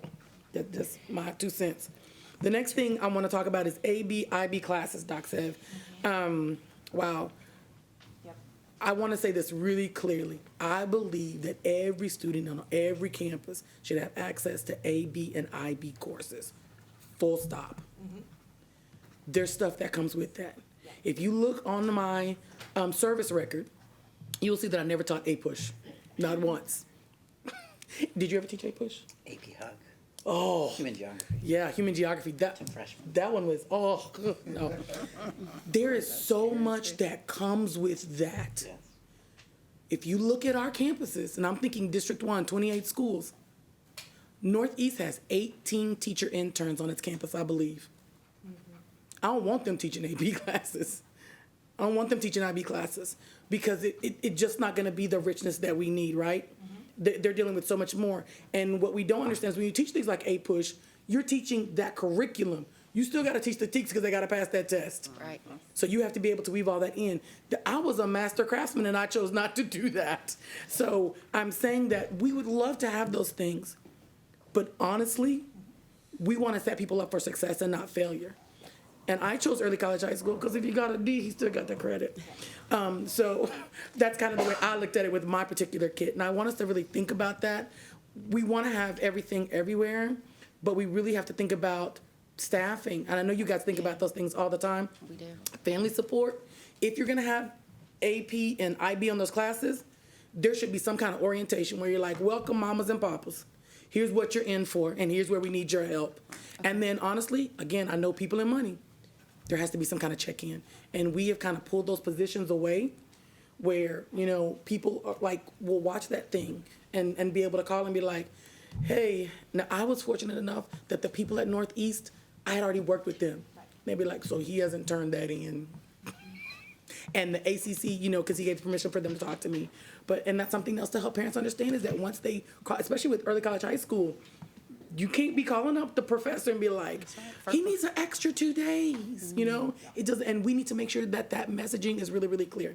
So whatever I can do as a board member, and I already told, Allie knows, have table, will travel, I will call parents, I will do whatever that support is that you need.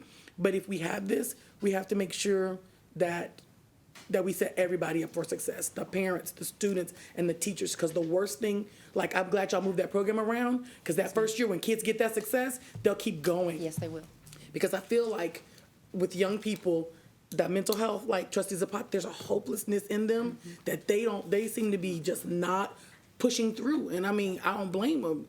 This is, we always say, it never happened, in their lifetime or our lifetime. So whatever we can do to get that initial success, I think is good. And so again, any way that I know anybody on this board and myself that we can help you get those programs to kids, especially our underserved community, with support, let us know. Thank you. I mean, I know the one you like, people and money. But yes, anything we can do. Thank you. Thank you. Thank you, Trustee Hunter. Any other questions, comments? Trustee Whitley Chu? Yes, I have a question about if there are plans or what we're already doing to make sure our teachers in middle school know about what is offered in the feeder pattern, so students are being introduced to that along the way. Because I do think it's really great. I'm excited about the community and family engagement, but it can be overwhelming for the family to be the only person who has to maybe get the information and choose for the child. And sometimes it might just happen that it gets overwhelming and no choice is made, and then they lose opportunities that start in the 9th grade.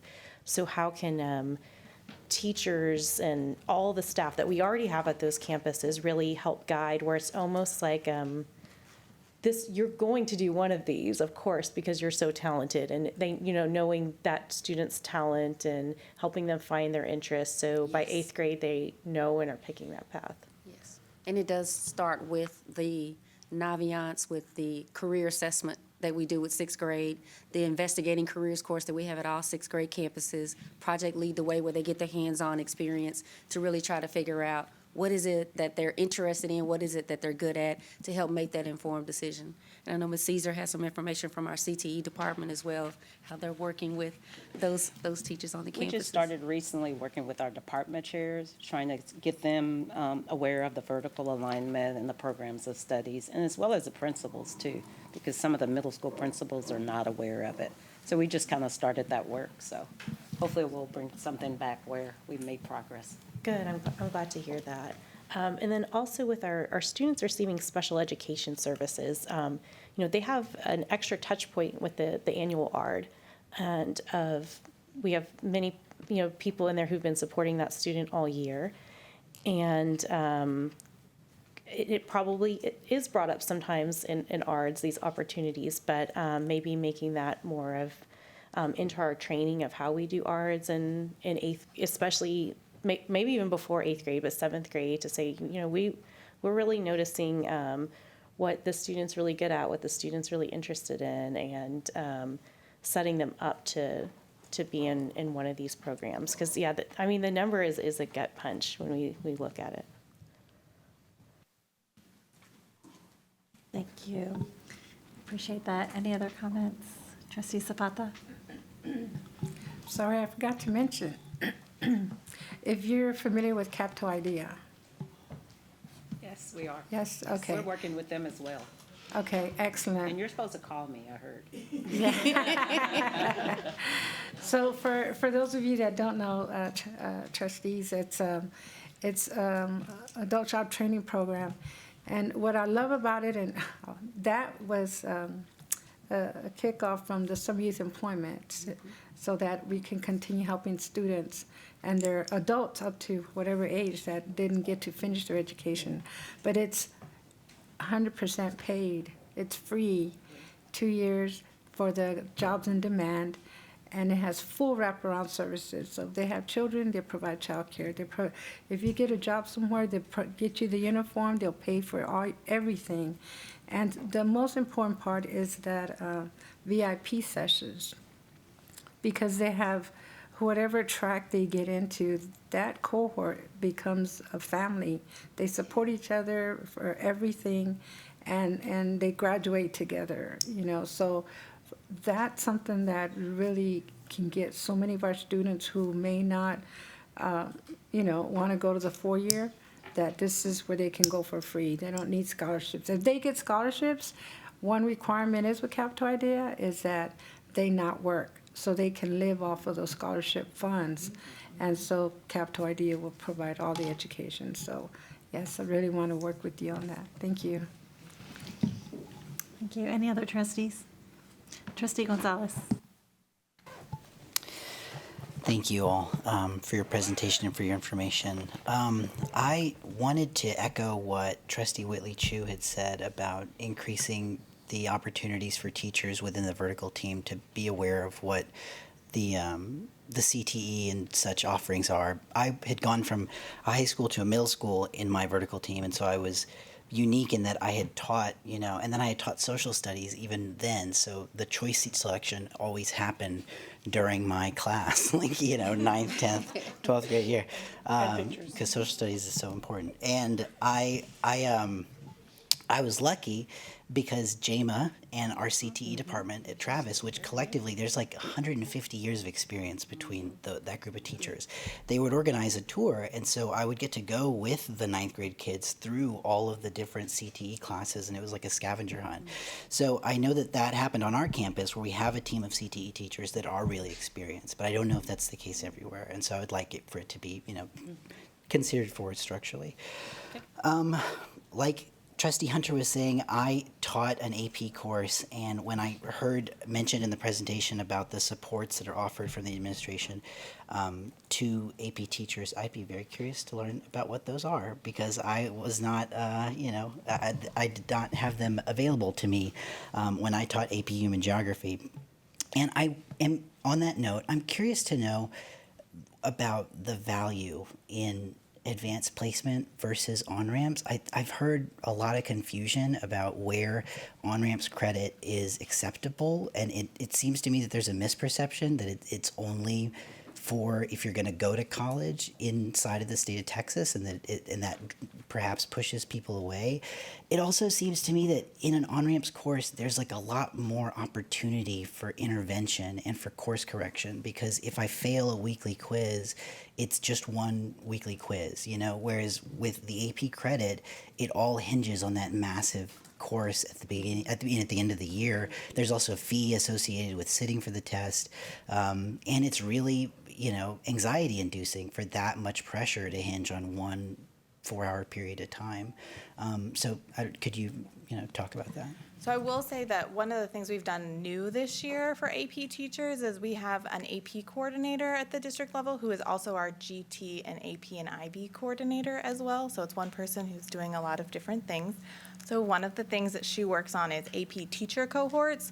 So she has set up groups where she will hold time to gather groups of all the social studies AP teachers together so that they can try to build community, so they can find, like, if you're the only AP Human Geography teacher on your campus, then this way she can connect you maybe with another AP Human Geography teacher to try to build some type of community amongst AP teachers. The other new thing that's happened this year is that UT High School has offered a fall seminar, AP seminar, and a spring AP seminar. And so we were able to fund teachers that were interested in attending those. And so that would be for teachers who maybe are brand new teachers to the campus and weren't able to attend AP Summer Institute because they started on August 30th.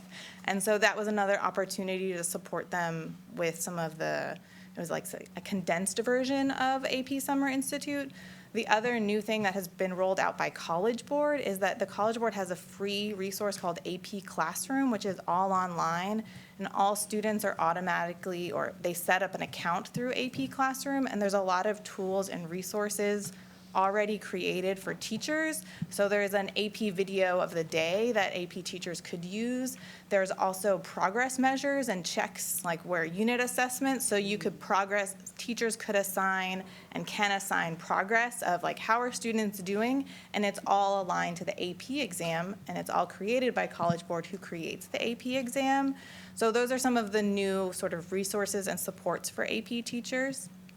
To your other point about AP versus on-ramps, I think one of the things that we have said and we want to make sure we emphasize is that we're not in competition. So sometimes AP is a better choice, sometimes on-ramp, sometimes dual credit, early college, high school. And sort of trying to answer a little bit of your comment is that part of putting them on the choice sheet is letting students and families choose what is the best choice, because I don't want to just come in and say everyone should be in an AP course. We want them to be able to choose what's the best option for them.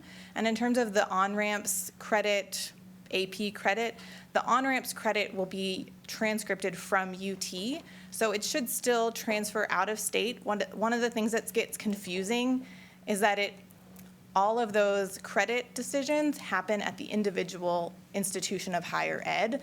So even for AP credit, there's not a blanket way to say how the credit will be accepted. It's the same for the dual credit through ACC. So much of it also hinges on what institution of higher ed the student is going to enroll at, because that is who determines whether or not, or determines how or what they grant the college credit for. And then one other thing I'll just throw in about AP is that for College Board research, so it is from College Board, has also shown that even students who take an AP exam and don't pass, but earn a 1 or a 2, but take the AP exam, have better academic outcomes in terms of like enrolling in college and persistence in college. So some of it is also that the experience of doing that can help prepare them for the experience of future certification exams that they might be taking, other college readiness exams, or enrollment into higher ed as well. I don't know if that answers your question. No, that was a lot, but thank you. As you were talking, I remembered that you had mentioned that one of the additional courses that was going to be added was this AP seminar course. From what I remember, does that, for a student to enroll in that course, do they have to have successfully completed other, because that was that the deal with what's the other one that was the other AP? So it's AP seminar and then AP research. And those two courses lead to they could lead to a potential Capstone. AP capstone. That's the one I was thinking But of. you can't take AP research without taking AP seminar. So the AP seminar is the sort of intro course, and we are recommending it for 10th and 11th grade students, and an additional academic elective that they could take. And then they would take AP research their like junior or senior year.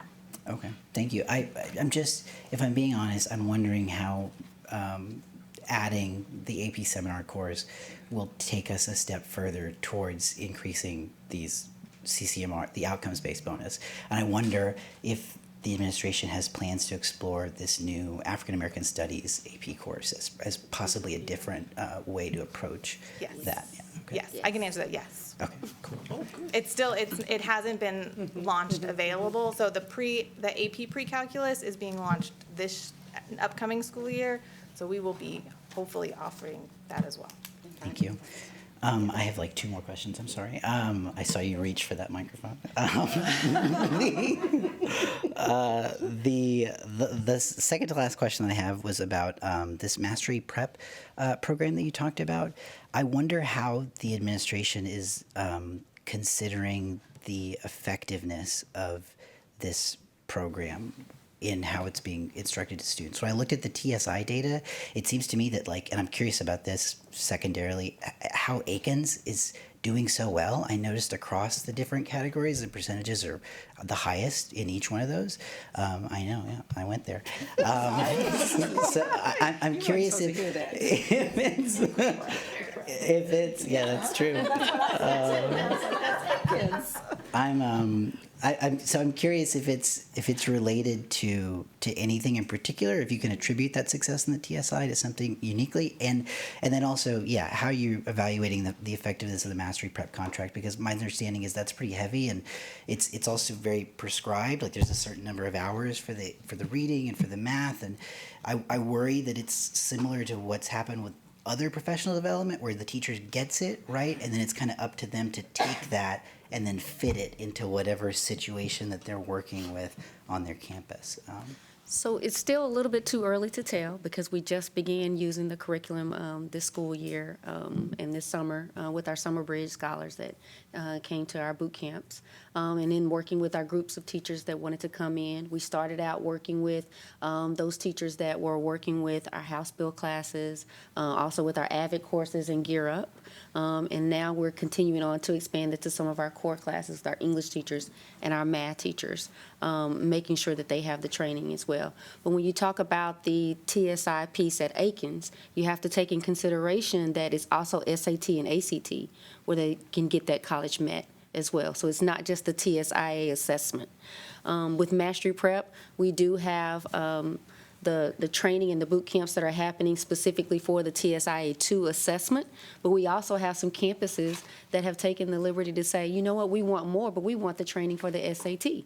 And so they're beginning to purchase more of the curriculum based upon the SAT assessment as well. So it's going to be a combination of each of those assessments to really help us to get to that college readiness met in each of those subject areas as well. But we'll be bringing some information to you later on about that. Thank you. That nuance helps.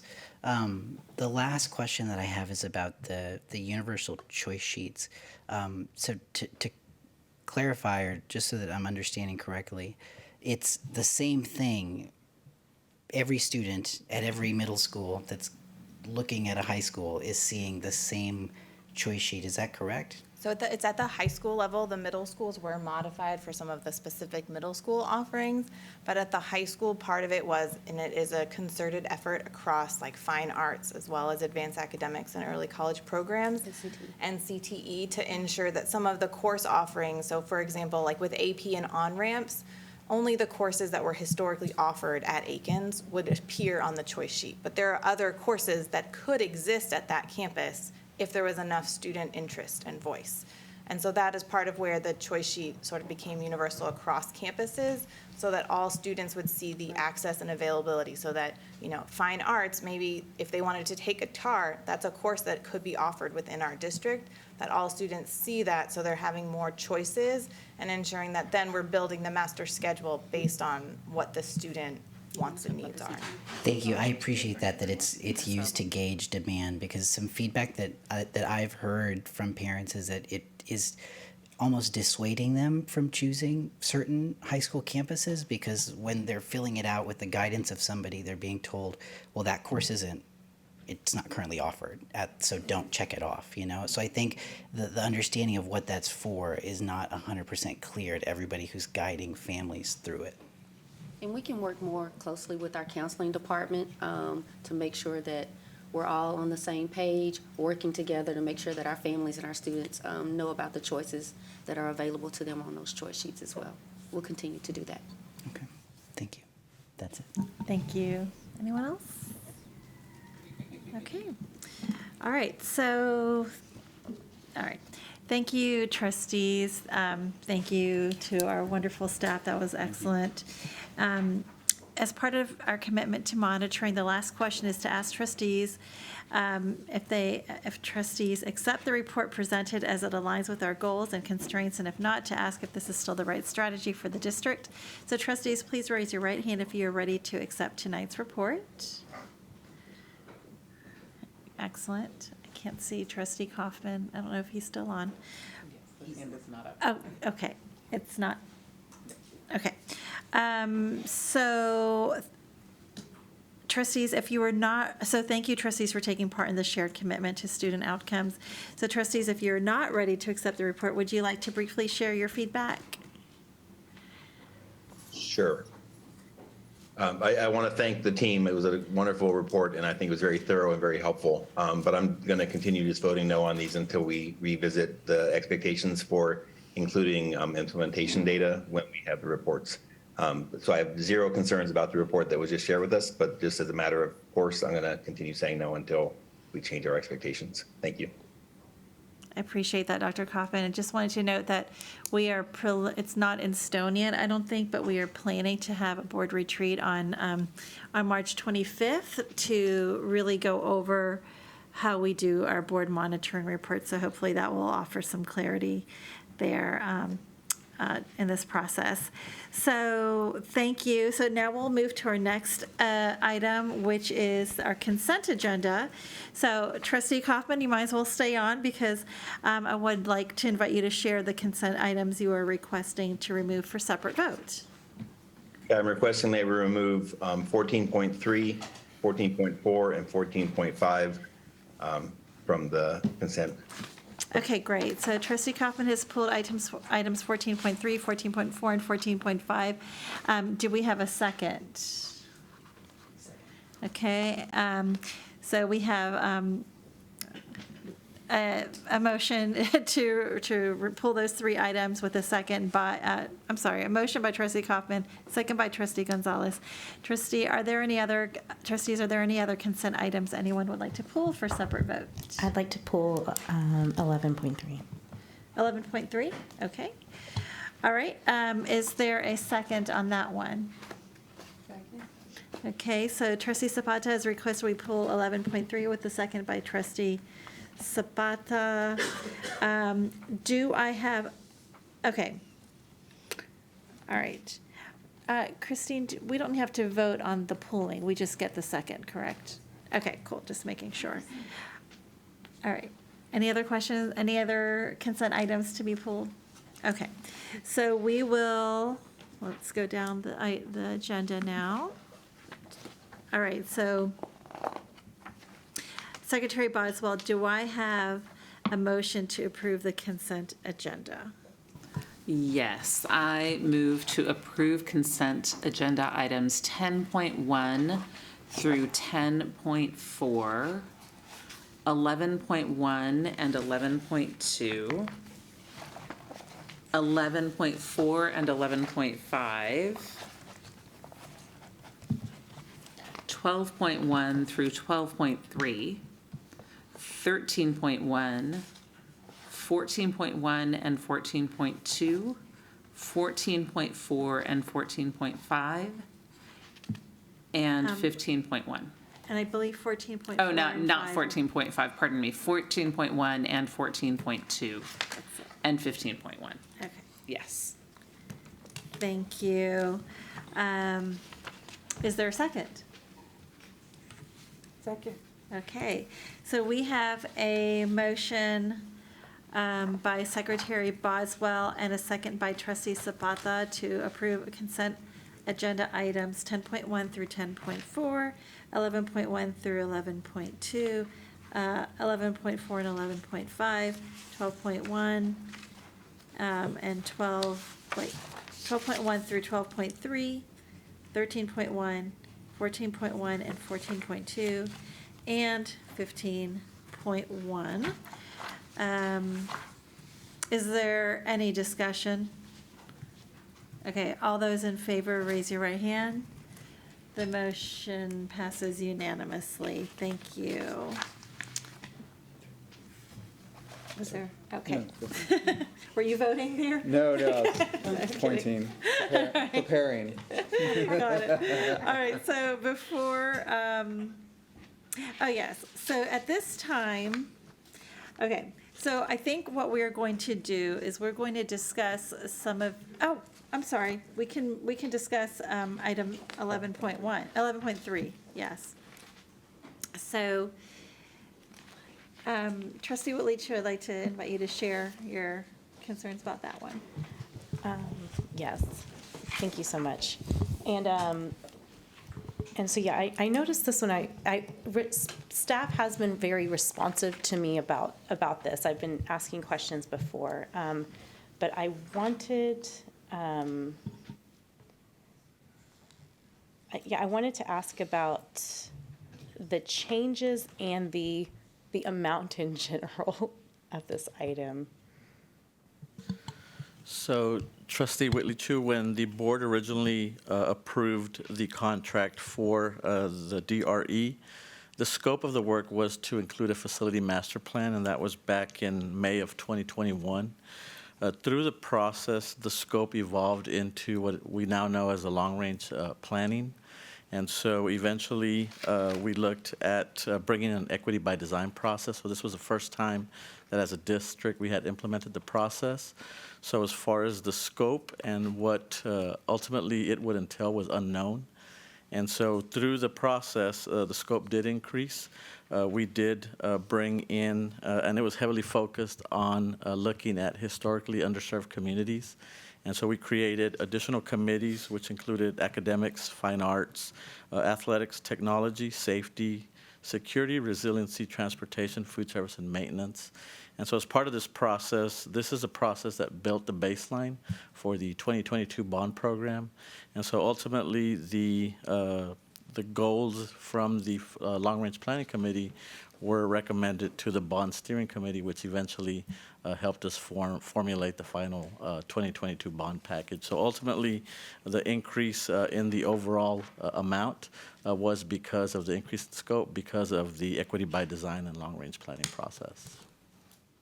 Okay, I was, I guess, surprised, which I'm, when we're working at these big levels, at the $3.17 million price tag.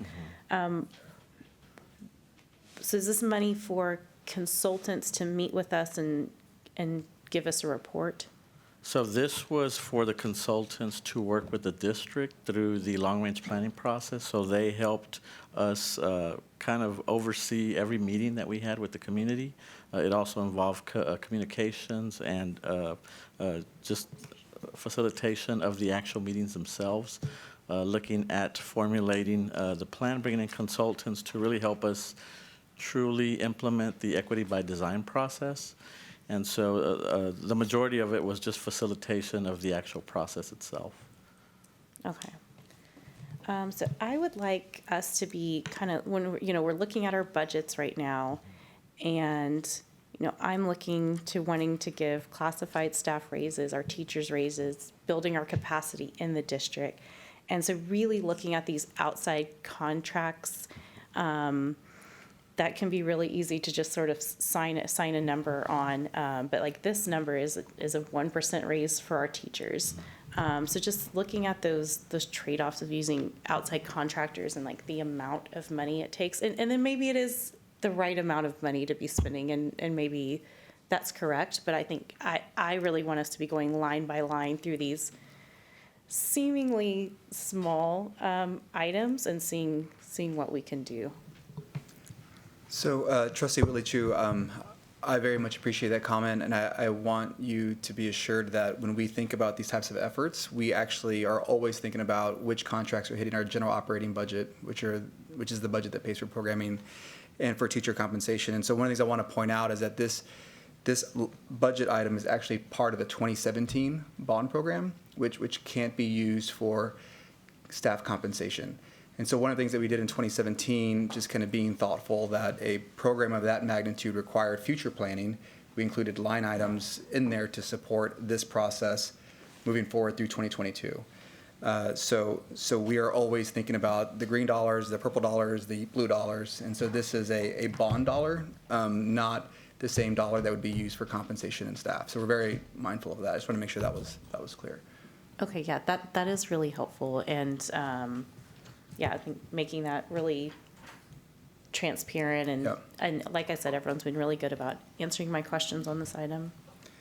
So we can do, we only notated in like one little piece on the agenda item. And so what we probably need to do is to create like maybe a little bit of a narrative on some of these larger items, because it's only now like shown on the budget source, which is like at the very, very top and very, very small. So we can certainly do that, but I want to make sure it's very, very clear that in this item specifically, it is not a general budget dollar. Thank you very much. Of course, we can make that adjustment. Thank you, Trustee Whitley Chu, for bringing this out, because I think it might warrant a little bit more discussion too. So one question I have is, so what we're being asked to approve is an amendment to increase the budget for DLR group by about $1 million. Is that correct? That's correct. Okay, and so has this work already been done? Yes. Okay. And so I think my question is, why is this coming to us now after the work has already been done? So best practice, we should have, once the original budgeted amount was reaching its limit, then we should have brought this forward as an administrative team to the board. This was caught after the fact. Part of that involved the transition in staffing in the department. But ultimately, the best practice would have been as we neared our contract limit, then we bring this to the board for approval before the work actually begins. So this was caught after the fact, and it should have been caught before. Okay, thank you. And what role does the Community Bond Oversight Committee have on increases to contracts like this, if any? Yeah, so the Community Bond Oversight Committee. No, we changed it from citizens to community Okay. because we don't want citizen to be That's like right. a limiting factor. And so as far as this type of contract, they would not see it in this way. They would see the ledger adjustments. So they would see any dollar amount that was moving to increase a budget item, they would see that. Now, they wouldn't necessarily review a contract or a scope of work. That's not necessarily like in their scope. They monitor progression of work and then also the budgets, contingency, line items, everything else. So that's what we do report to them on a monthly basis, which is our financials. And so you do see that as a line item in it. But as far as pre-approval, that's not something they would do. Okay, okay. So I would like to just invite any comments from any other trustees on this, how you're feeling. Yes, please. Trustee I'm so Hunter. sorry.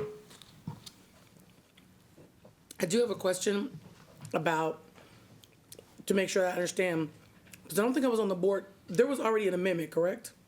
There was Yes. another, this is the second amendment. That's correct. Okay, just making sure. And that first amendment happened before we were seated? Okay, great, so I got that in my head. So my next question is, because I don't know, did the service that DLR provide, is there any part of that, think about the whole thing, that could have been done by us, if we had like all the people and money in the world, right? Is there any part of what they did could we have done internally? So let me answer that. Any part? Any part, any one small part. Any part, yes, if we were not only fully staffed, but probably had augmented organizational structures. So in the current form, no, but certainly, additional investment and staffing allocations could get us to a place where we could provide some of those services. Many of them, most of them, in fact, however, we probably would not be able to provide it internally.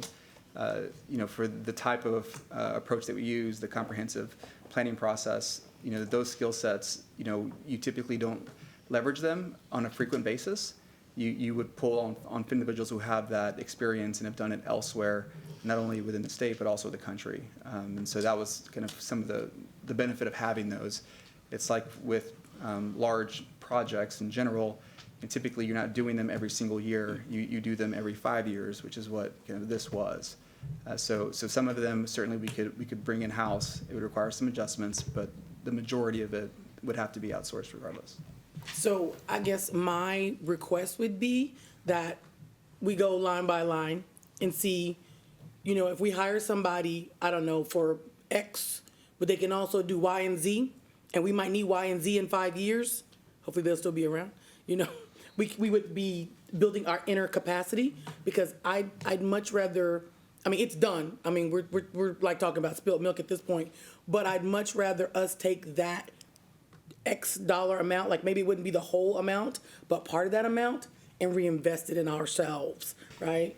Yeah, Trustee Hunter, yes, I totally agree, and I very much am in alignment with that approach. And just for comparison purposes, in 2017 we had this as well as a whole other team that we had contracted with to do that work. In this instance, we actually didn't have the second part of that. That was all done internally, right? Okay. So, and that would be the aspect that was tied to the actual bond program, the pricing. Like you saw a lot of our staff run point, and that's because we were able to absorb that and do that internally. So even from 2017 to 2022, we did make significant adjustments to bring some of those skill sets in-house. Okay. So that just for comparison purposes. Yeah, that sounds good. That sounds like what I'm in my non-finance business mind. That makes sense to me, right? I don't pay somebody to clean my house because I can do it, right? That's why I had children, right? Basically, take out the trash, you empty the dishwasher. So what I'm saying is every time we can find that, let's do that, right? Yes. When we can do it. Now, you're right, we don't have the systems, people everywhere, but as we begin to get our systems aligned and doing better in our district, let's change our frame of reference and be like, can we do this in-house? And they're like, well, we've always done it with the contract. Like, wait, what part can we not? That doesn't tax our staff, overly tax our staff. I think it's just a good idea. Or it's a request I'm making, rather. Thank you. Thank you, Trustee Hunter. Any other comments on this? Oh, sorry, David. Yes, Trustee Kaufman. Thank you. I would like to thank Chief Ramos for the explanation, and I appreciate, I think it's always problematic when we are spending 7 digits, but I understand that we are investing in engagement, in developing a long-range plan that covers a lot of different areas. I understand that we're investing in equity by design process, which is, something that we are learning how to do. And so I appreciate that there may be a need for outside consultants to help with this work. I also am very understanding when plans get changed and when sometimes, especially during transitions, there are, slips where the processes aren't followed the exact way they're supposed to, and that, sometimes we have to correct for those mistakes. What I would like to ask, though, with all due respect to Chief Ramos, is that we're very, specific with the language and with what we're asking. It was a little unclear to me when I read this 2 weeks ago that this was money already spent that just needed to be paid. So this is one of those situations where the board seemingly has no choice except to default on a contract that we, was executed by a partner. And so I think I would have liked that to be a little more clear, that this is paying for services that have already been provided. And then I would also just like to ask that when we're referring, I don't quite agree that best practices was the right term to describe the process. I believe, according to the contracting laws and the policies that we follow, that the administration is not authorized to spend those funds until they've been approved by the board. So it's not just best practice, it's actually the law or the policy of the state or the district that the board approved these contracts before the services are provided. So I'm very sympathetic with, that in times of transition and in trying to undergo a huge project, that process wasn't followed, and that I'm happy to correct for that now by approving this. But I just want to be precise with the language and make sure that we're, that the board is fully being advised about the situation.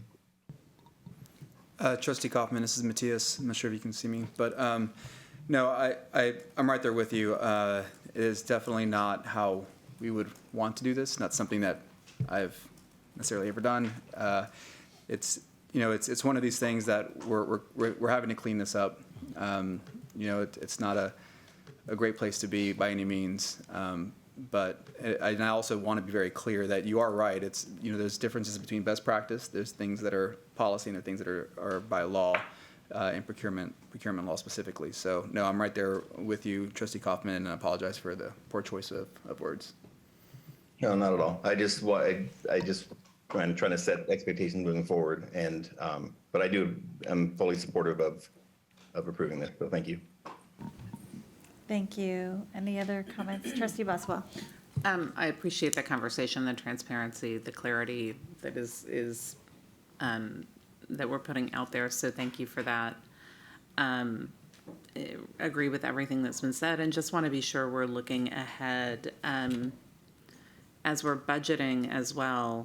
We're talking about policies and practices and how this got through, but also of our capacity as an organization not to do all of this work. I understand it's deeply specialized, but also that we need deep engagement within our district often. And I feel that we have lost a lot of the people and the positions that do that work from a day-to-day in our district, and really that we're thoughtful as we budget to make sure we have the right foundation we need to do that engagement within our community, and then supplement when we need it. Because I think that local knowledge, the people who are connected, the people who are part of our community are an important piece of any engagement that we do. And so I really want to be sure that we hear from you what you need as an organization from us as we're looking at budgeting, to be sure we have the internal partners to work with any external partners we bring in when that's needed. And I think looking ahead, we have budgeting that we're going through, and we need people within the district to help us with that. We have the superintendent search. We hired a firm with expertise, but we need our own people to amplify their expertise, to complement their expertise, to fill gaps in their expertise, because they have expertise in hiring superintendents. They don't have expertise in knowing us like we know ourselves. So I really would love guidance on where we might consider that going forward. So we can do as much as we can in-house and support any consultants that we bring in. Thank you. Thank you. Any other comments from trustees? I have one request, Mr. Segura, my request to be going forward, if there is a situation like this that happens again, that it is not placed on the consent agenda. Are there any votes that kind of are funky in any way? Okay. You know, if it's a major departure from our traditional practice, so it goes beyond contract approvals, but if there's something that's like a major departure from our practices, it just helps build trust with the community and with us if we just kind of say, hey, here it is. And that way we could have probably addressed some of these issues during the board information session as well. But I appreciate it, and I know that you know, it resulted, you know, this outreach resulted in a bond. So, you know, clearly it was a good investment, but it's just, obviously, I think you understand the importance of putting things in the right order. President Singh, I'll do a better job of kind of tagging the ones that might be a little, you know, just ones that I think might need to be raised to the board in our community for awareness purposes. Thank you so much. All right. So now we have to approve this agenda item. Is there a motion to approve item 11.3? No, not 11.3. It's 11.3. It is? Okay. Sorry, I was looking at the wrong agenda. Yes, 11.3. So moved. Okay, is there a second? Second. Okay, so we have a motion by trustee Boswell to approve item 11.3, a second by trustee Sabata. Is there any discussion? Okay, all those in favor, raise your right hand. All those opposed? Abstaining? Okay, so we have, oh, trustee Kaufman, I didn't catch your yes. And I have a question for our attorney. Do we count the votes of people? Okay, so we have, sorry, we have 8 in favor and 1 abstaining. That's trustee Lugo abstaining. The motion passes. All right. As I mentioned earlier, there were 3 additional items, 14.3, 14.4, and 14.5. Those are HR, human resources issues, and so we're going to discuss those in closed session. And then we are going to come back in open session late tonight after our work session, our executive session. We'll come back and we will vote on those 3 items that have been pulled from consent. So for now, looking at Ms. Badillo, did I say everything correctly? Okay. So we will now recess the open meeting at 9:05 p.m. and move. Oh, I'm so sorry. Kaufman. Oh, yes, trustee Kaufman. I just noticed that item 13.1 that was approved on the consent agenda is a resolution to approve the naming of a track in honor of Coach Leslie Riggins. And I understand that I don't believe Coach Riggins is in the audience, and I don't believe that any people from Northeast High School or Early College High School are there. But I do just want to publicly acknowledge that we did just approve naming a facility after Coach Leslie Riggins, and wanted to publicly thank him and the Northeast community for bringing that to us. Appreciate that very much. Thank you. All right, so we will now. Can I also ask that we announce the other 2 consent items on human resources, since those are not public? The appointments are listed on the agenda, but the actual individuals who were just appointed. Oh, yes. Would you like to do that? Or would you like us to do that?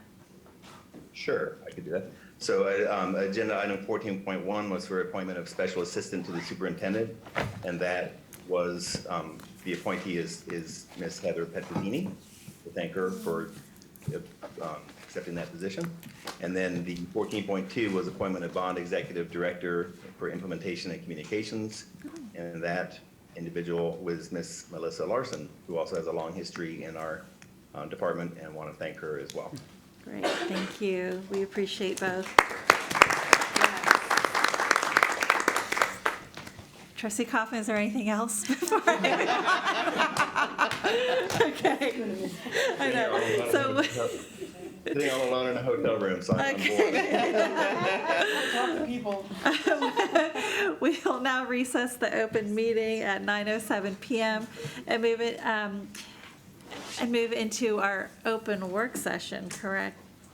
It says here executive session, but our open work session pursuant to Texas government, and then an executive session after that, yes. Pursuant to Texas Government Code Sections 551.074, 551.072, 551.073, 551.087, 551.076, and 551.071.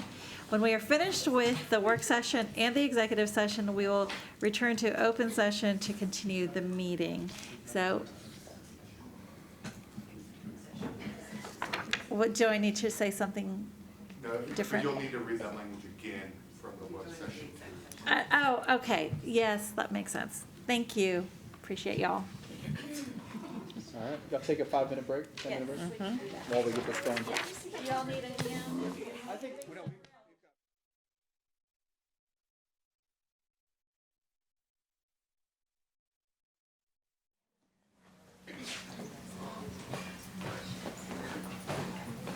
Where's the camera at? All right, well, good evening once again. So we are going to resume in our open work session at 9:24 PM. And this is I think this is the first time we're doing this. But really, this is a way for us to have the trustees to have more of a conversation around the work plan that our interim superintendent is about to present. So, Mr. Segura, it's all yours. All right. Trustee Foster, would you like to sit? Let me get your binder. Trustees, appreciate the opportunity to have a conversation and to continue to collaborate with y'all as we progress through various initiatives and work plans. Before I get going, I just want to communicate to y'all my extreme appreciation to the team. Like, they have done tremendous work in a very short period of time, and we're going to talk about some of that. This time here is to introduce to you where we are.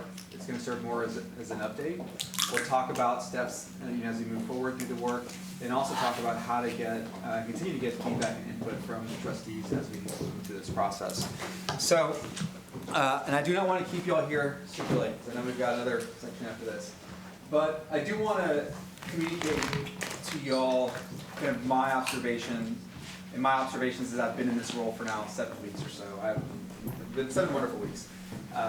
But one of the things that I continue to do is look back, right? Kind of what haven't we done that we said we would do over the last several years? And one of the things that I observed is that these initiatives, and there are many of them, there are initiatives that were communicated to me in this role as the interim superintendent. There were initiatives that were brought forward to the board a year ago, 2 years ago, 3 years ago, 4 years ago, and so on and so forth. But they don't all necessarily end up being executed in the way that I think our community and y'all as a board expect, right? And what we're seeing is that the weight of the system, the status quo, is really one of the biggest barriers that keeps us from moving forward. You've heard some of that today. You've heard, like Dr. Fannin just recently talk about spreadsheets, right? All these things that are continuously impacting our ability to get these initiatives across the finish line. So just communicating that this is a significant amount of work, and that the system itself is one of our biggest barriers, right? These constraints that we have. So I want to talk about strategic thinking, and that these initiatives that were brought forward, we have many of them, but the ones specifically that were tied to the work associated with this phase of transition, that we needed to create a comprehensive plan that could be defended, right? Something that we could show to y'all as trustees how we were going to do the work, something that allowed our teams to understand how those work processes were going to impact each other's work, and then also get to a place where we understand what's too much. Like, what are we saying that we think we can do that we really can't do? And that happens a lot, right? So we're going through developing the initiatives and the plans, defining the reliance on divisions. You know, everybody has to go to Ed. He's got the money.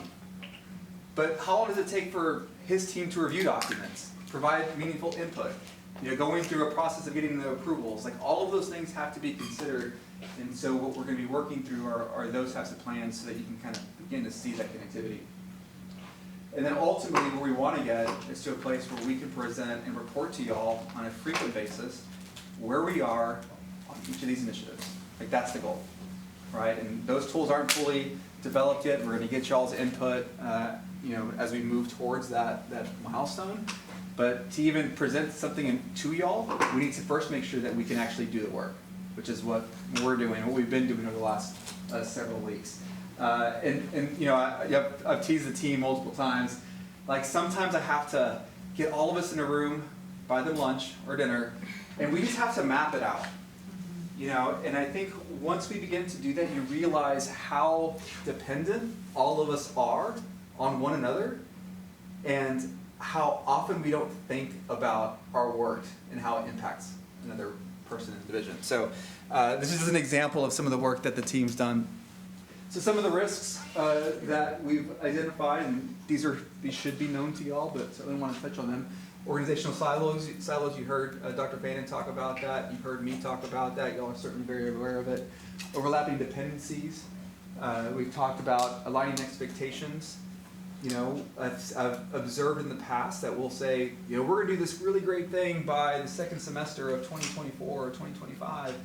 And then all of a sudden, 4 weeks before the board meeting, I'm like, oh my goodness, like, you know, what do we do? Are we there? And what we often find is we didn't get there. And so that's what the work's about.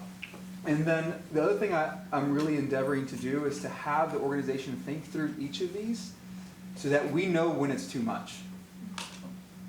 And there's a lot that's going on. You know, we had the original, you know, number of, I don't forget how many original initiatives that we had, and that's been expanded and collapsed. And I want each of us to think through the work so that we know when it's too much. We talk about removing you know, different tasks and obligations from our teachers and principals. Well, we have to think about that as a system as well. And so it doesn't mean that any of these initiatives are less important. It just means that you might approach them in a different sequence or cadence because the dependence on the system and a specific organization may change over time. So all of that is part of the work. Just want to make sure that y'all. I have a question. Yes, ma'am. I tried to Google it, it didn't come up good. What is overlapping dependencies? Yeah, so overlapping dependencies are within the system, and we look at different things that have to occur before a task can be completed. Oh, okay, right? I'm good. I just wasn't sure that was the right. Yeah, and so for us, what we often don't think about, and this is something that we're working through right now, is what thing actually has to happen and in what sequence for you to do your job.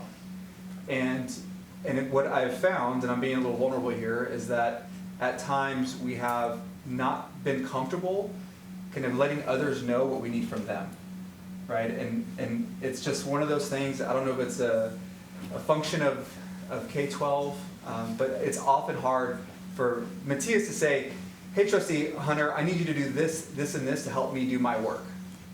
Like that dependency, that logic in the sequence really has to be understood so that Trustee Hunter, you know what the obligation is for your work as it impacts my work. So that's what we talk about overlapping dependencies. Those aren't necessarily all known, and as we go through the work, we're finding them, and I think all of us are becoming very surprised about how many there are. And so so this is one of the most important things that when I think about the work that I want to communicate to you all, is that we have to be able to prove that we can actually do the work. Like, I'm never going to want to put something out in front of y'all that I can't prove.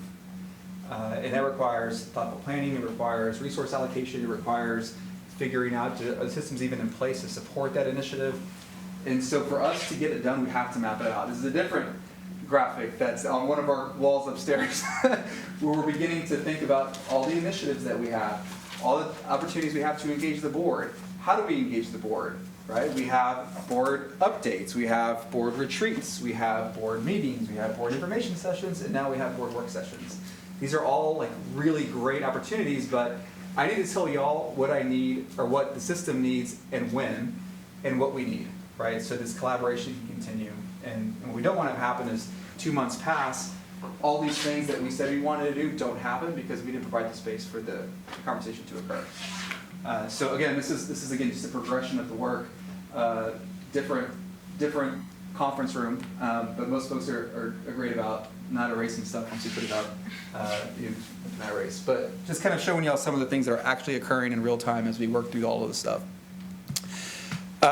So next steps, each of the initiatives, as well as others that have been brought forward, like the ERP that we talked about earlier today, that's not necessarily an initiative that was brought forward through this process as I move into this role, but it's one that has to be discussed. It's one that has to be communicated out, and it's one that I want to make sure that y'all are aware of. So you'll see kind of that introduction of those initiatives. And the other thing is we want to make sure that we're really getting to a task level deliverable, right? I think oftentimes we bundle tasks, but in reality there are like 4 or 5 things that actually should happen. And so we're really kind of challenging ourselves to get to a place where we can prove that we can actually do the work. And that's going to look different. Each of the initiatives are kind of at different phases along that process of being developed. You heard me talk about predecessors and dependencies. You talk about the dependencies, about what can happen in parallel, what can happen in series. We're moving forward and identifying at what points in these initiatives are we truly at risk of not delivering.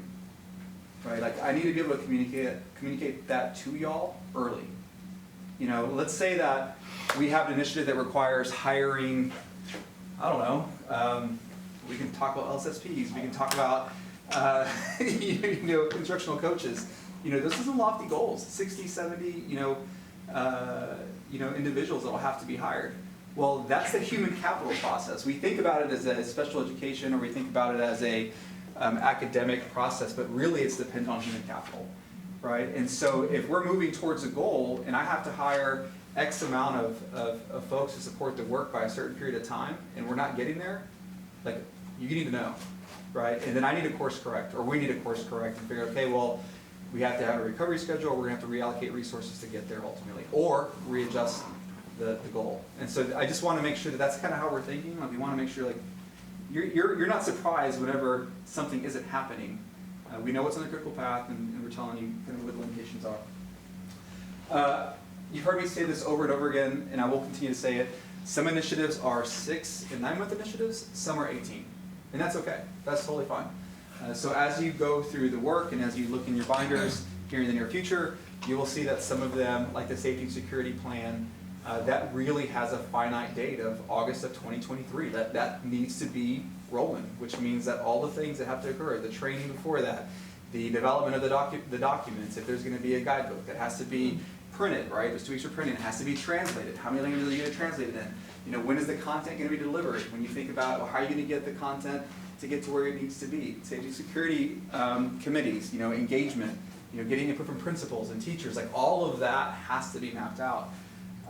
Because what ends up happening is the translation, the development of that's just like the tail end of a long whip, and they get pushed hard. And if we truly value putting documents out that are accessible to all of our communities, we have to create space for it. I feel so bad for the times that we have not created time for that to happen, right? And then all of a sudden we have folks in this organization working very long hours over the weekend doing translations, and that just can't happen. But to do that, that means that the entire process has to acknowledge that is a space worth protecting. So that's kind of what we're working through right now. So we talk about board collaboration. In front of you, you have binders. You can open them if you like. And for Trustee Kaufman, I will get you your documents. I apologize, but I will get them to you. As you move through, you'll see kind of an overarching table of contents. It's a live document, so there'll be PDFs there.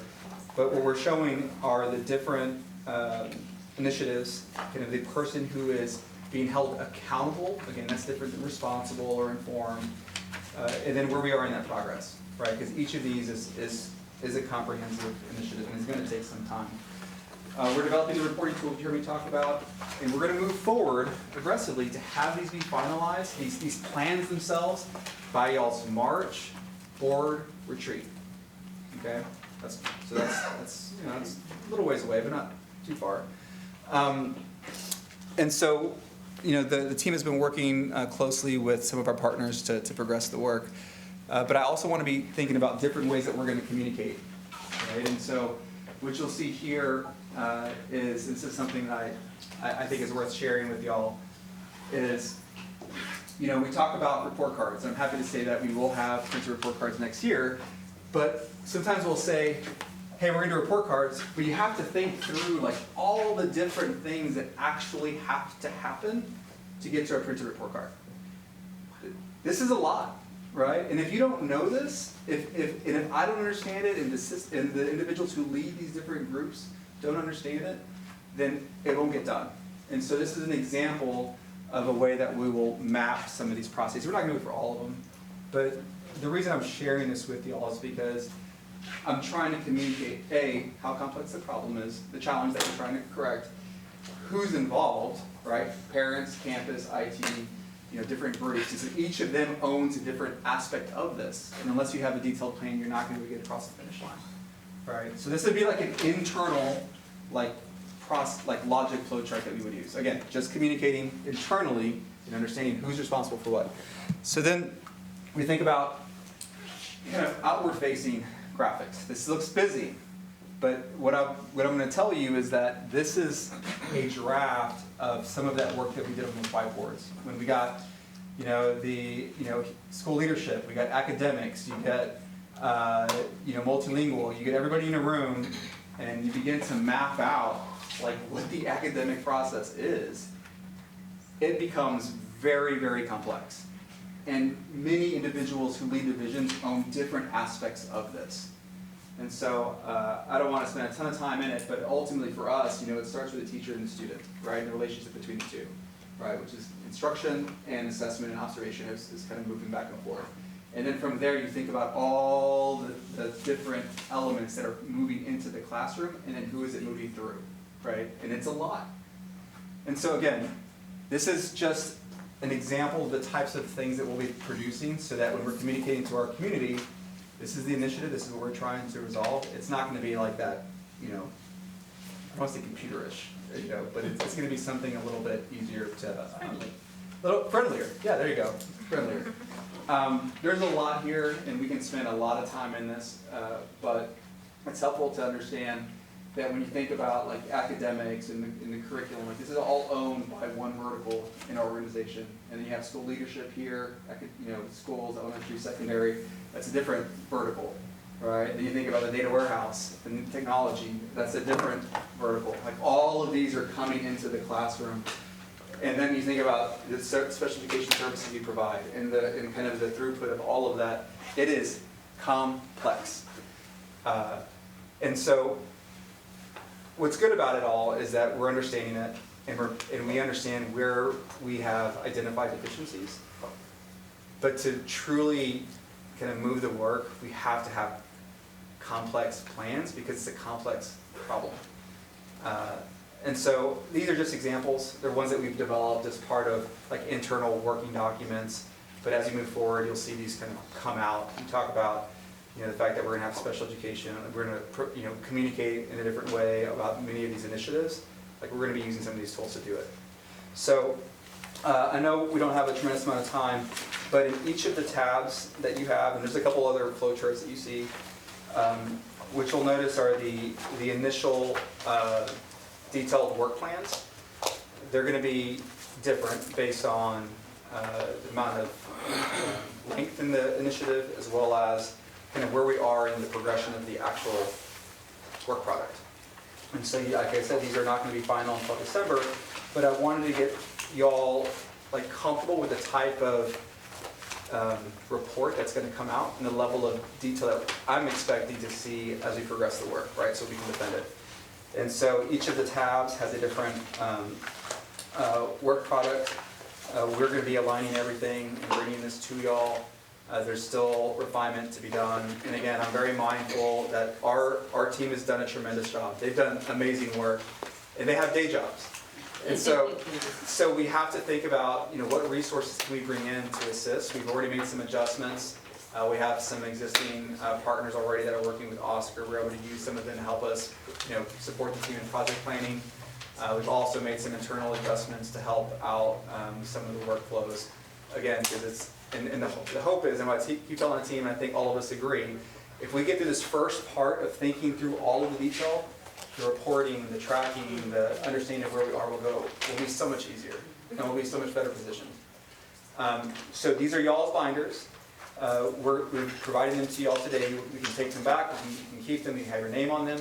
As we progress through the work, we will provide updated inserts, right? So, like we think about the Multilingual Education Initiative, like in about a week that will change, only that will add more detail, right? We'll have the predecessors, we'll have the dependencies, like all of that kind of progress.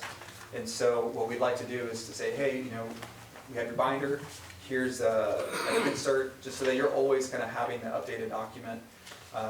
Again, moving towards the board retreat in March.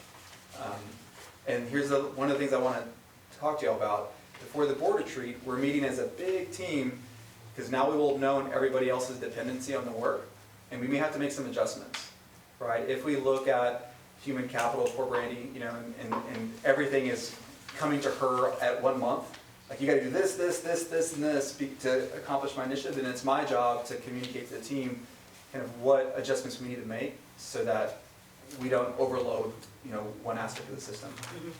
And then also be mindful of the fact that we have that annual cadence of the system, right? Hiring teachers, going through, that's all still going on. So that's kind of the thought, the approach that we're taking through this process. It is a little different than what we've done in the past. It doesn't.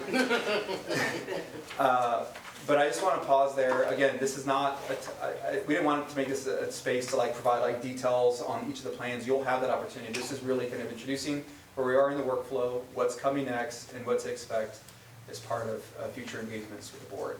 I'm pausing there. I said a lot. I love it. Can I just say that? Saw you trying to hear some joy. I appreciate, so what I'm picking up from your description and the big picture concept of how we'll be working together and the work that you're doing with your team. It's business process mapping. Don't get me started. I love it. I love it. I love it. It is project management, which is fundamental. It's like you cannot have an initiative if you don't know who's overseeing that project. Everything's a project, right? I mean, that's what they say. It's a lot of information to take in. Yeah. So I'm sure I'll have questions and comments, but just my initial reaction is, this is great. This is great. Well, I appreciate that. The team's worked really hard. I mean, they've done such a great job. I feel like sometimes, I think I have something in my head and I'm not communicating well, and sometimes Heather has to Matthias, you do say it this way. But they've been tremendous. I think the system's responding well to it. I think we all see at this point the light at the end of the tunnel. And if we get it all figured out, it should be a better balance to the work. It really should be. But we cannot dismiss a known conflict. And what I'm saying is, all these initiatives just by themselves, there may be 2 or 3 that at one point in time will have a conflict. And I need to come to y'all and say, trustees, I know you want this to happen at this time, but based on where we are and what's happening, this is going to overload a certain aspect of the system, and that means staff are going to be impacted. It means that you're not going to get the high quality deliverable that you need, and it means that we're probably going to miss milestones. We're not there yet, but that's part of the work.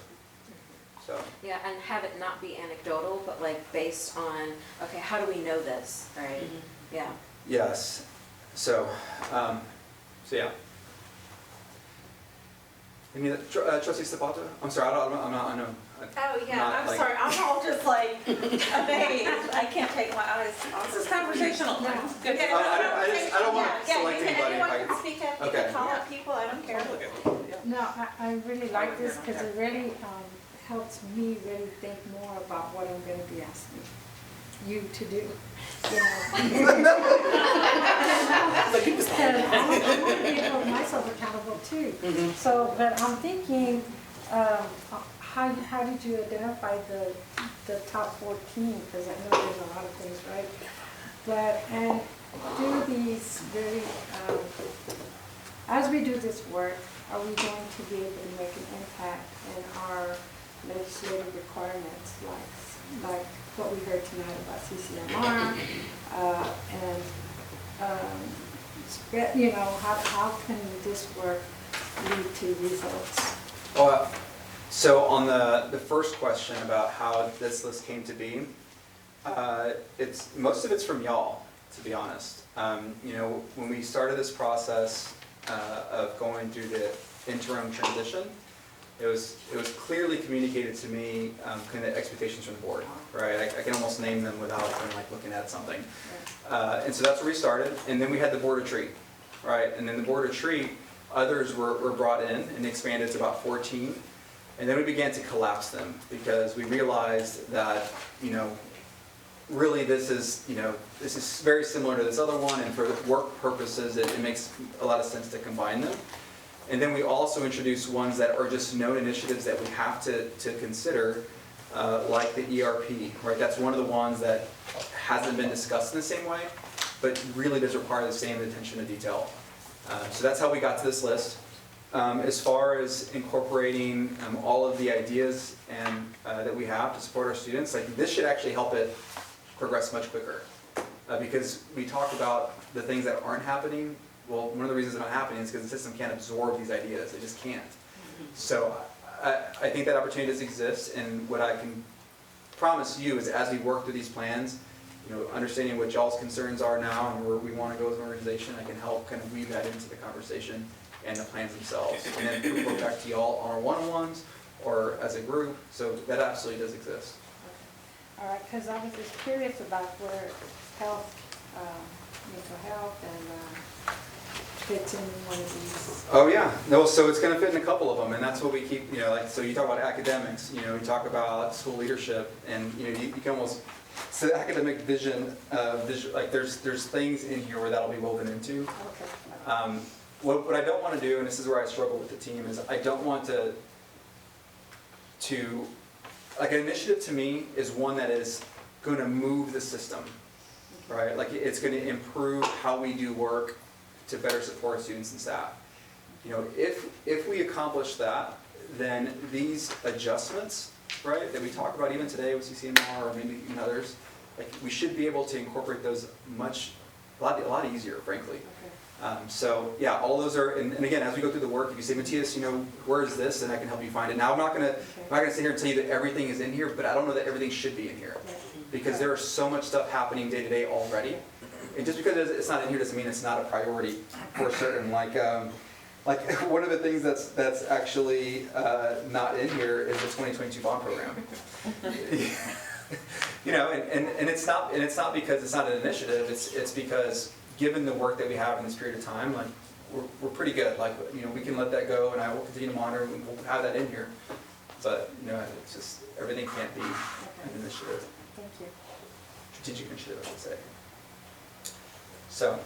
This is such a different way of doing things. Like when I'm looking, so of course I beeline to the section on special education because that's probably our biggest priority right now. And so that's in section 6. And I know we're not like deep diving, but I just want to call out so that people can see and understand the level of detail and clarity that's here. And Drew Robinette, I'm sorry, your name is like on everything. Are you okay?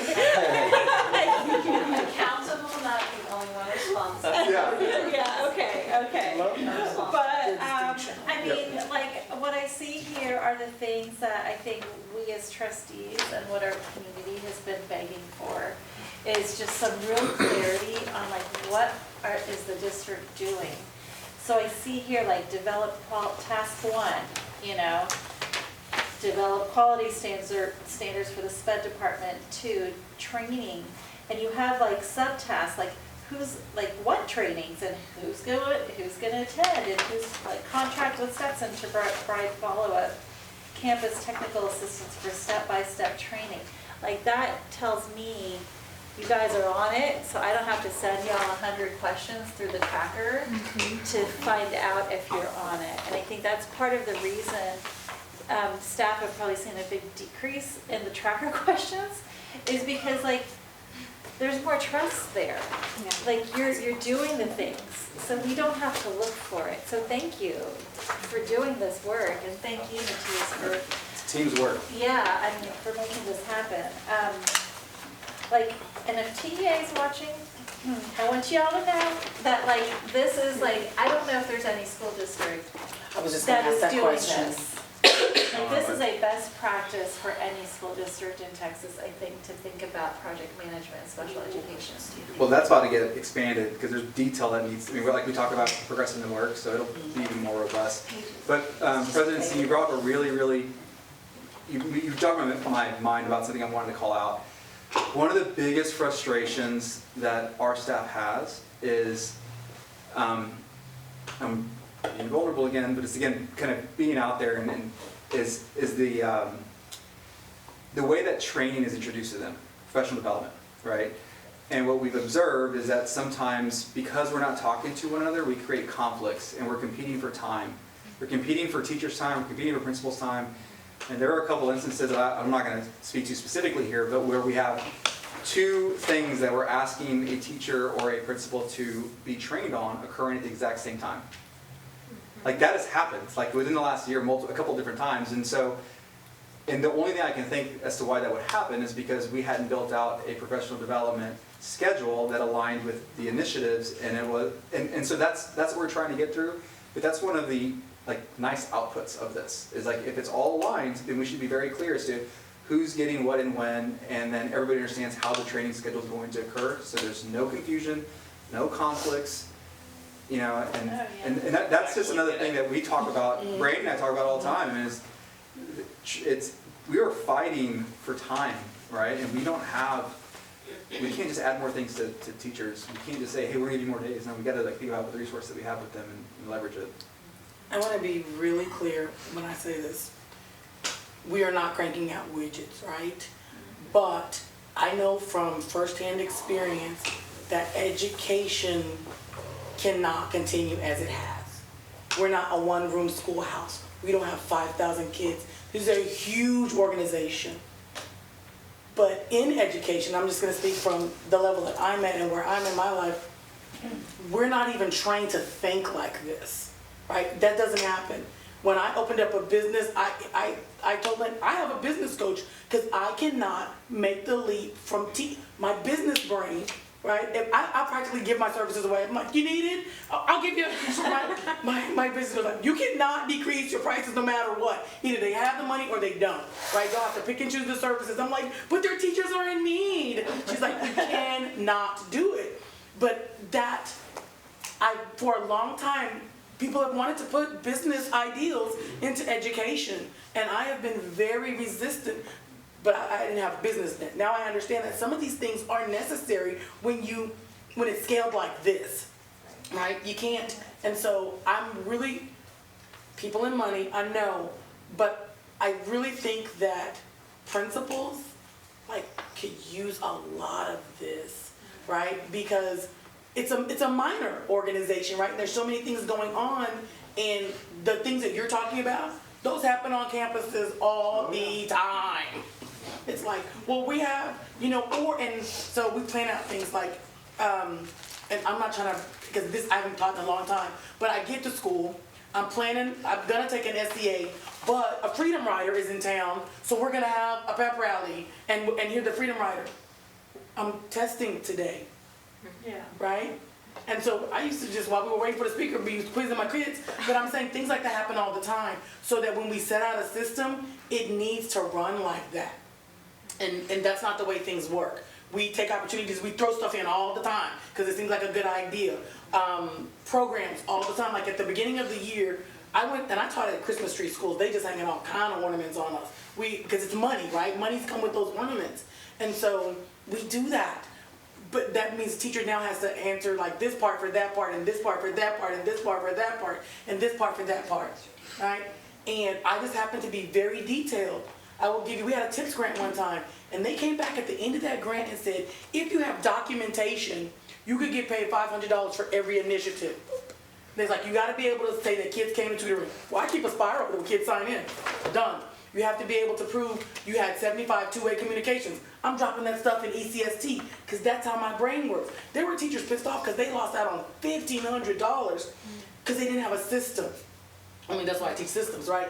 So, but I'm saying that this is not natural to us. It's not. And it's not a bad thing that it's not natural to us, but I think our brains need, like, this should be a course that we're taught systems. I mean, I probably wouldn't be able to make money at that point, but because that's how I make my money. Aftermarket, after you graduate. But I'm saying these things are not taught, right? Like the things that you're teaching here are the same things that I'm teaching teachers. So first day of school, we stand at the door and say, how do you want this to look? How do you want kids to move around the room? And then we design the room so they can only move that way, right? We don't keep people log jam. You don't put your stuff at the door because they'll all be in the hallway. And we just go through those steps, but that's not our brains as educators. So thank you for this, and a small thing, thank you for the multicultural people. Start looking at all.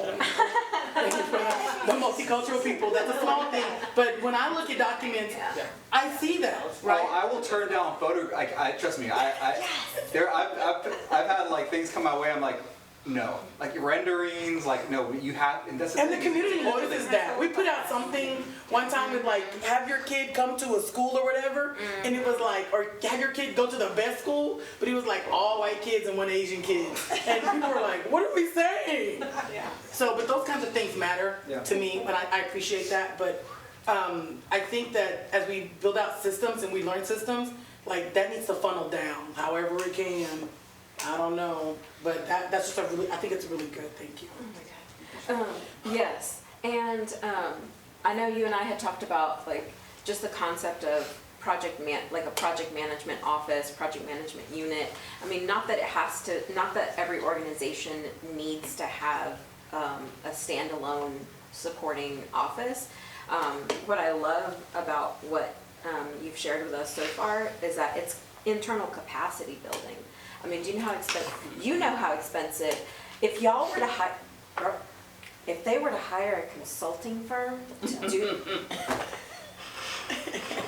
You're looking her straight.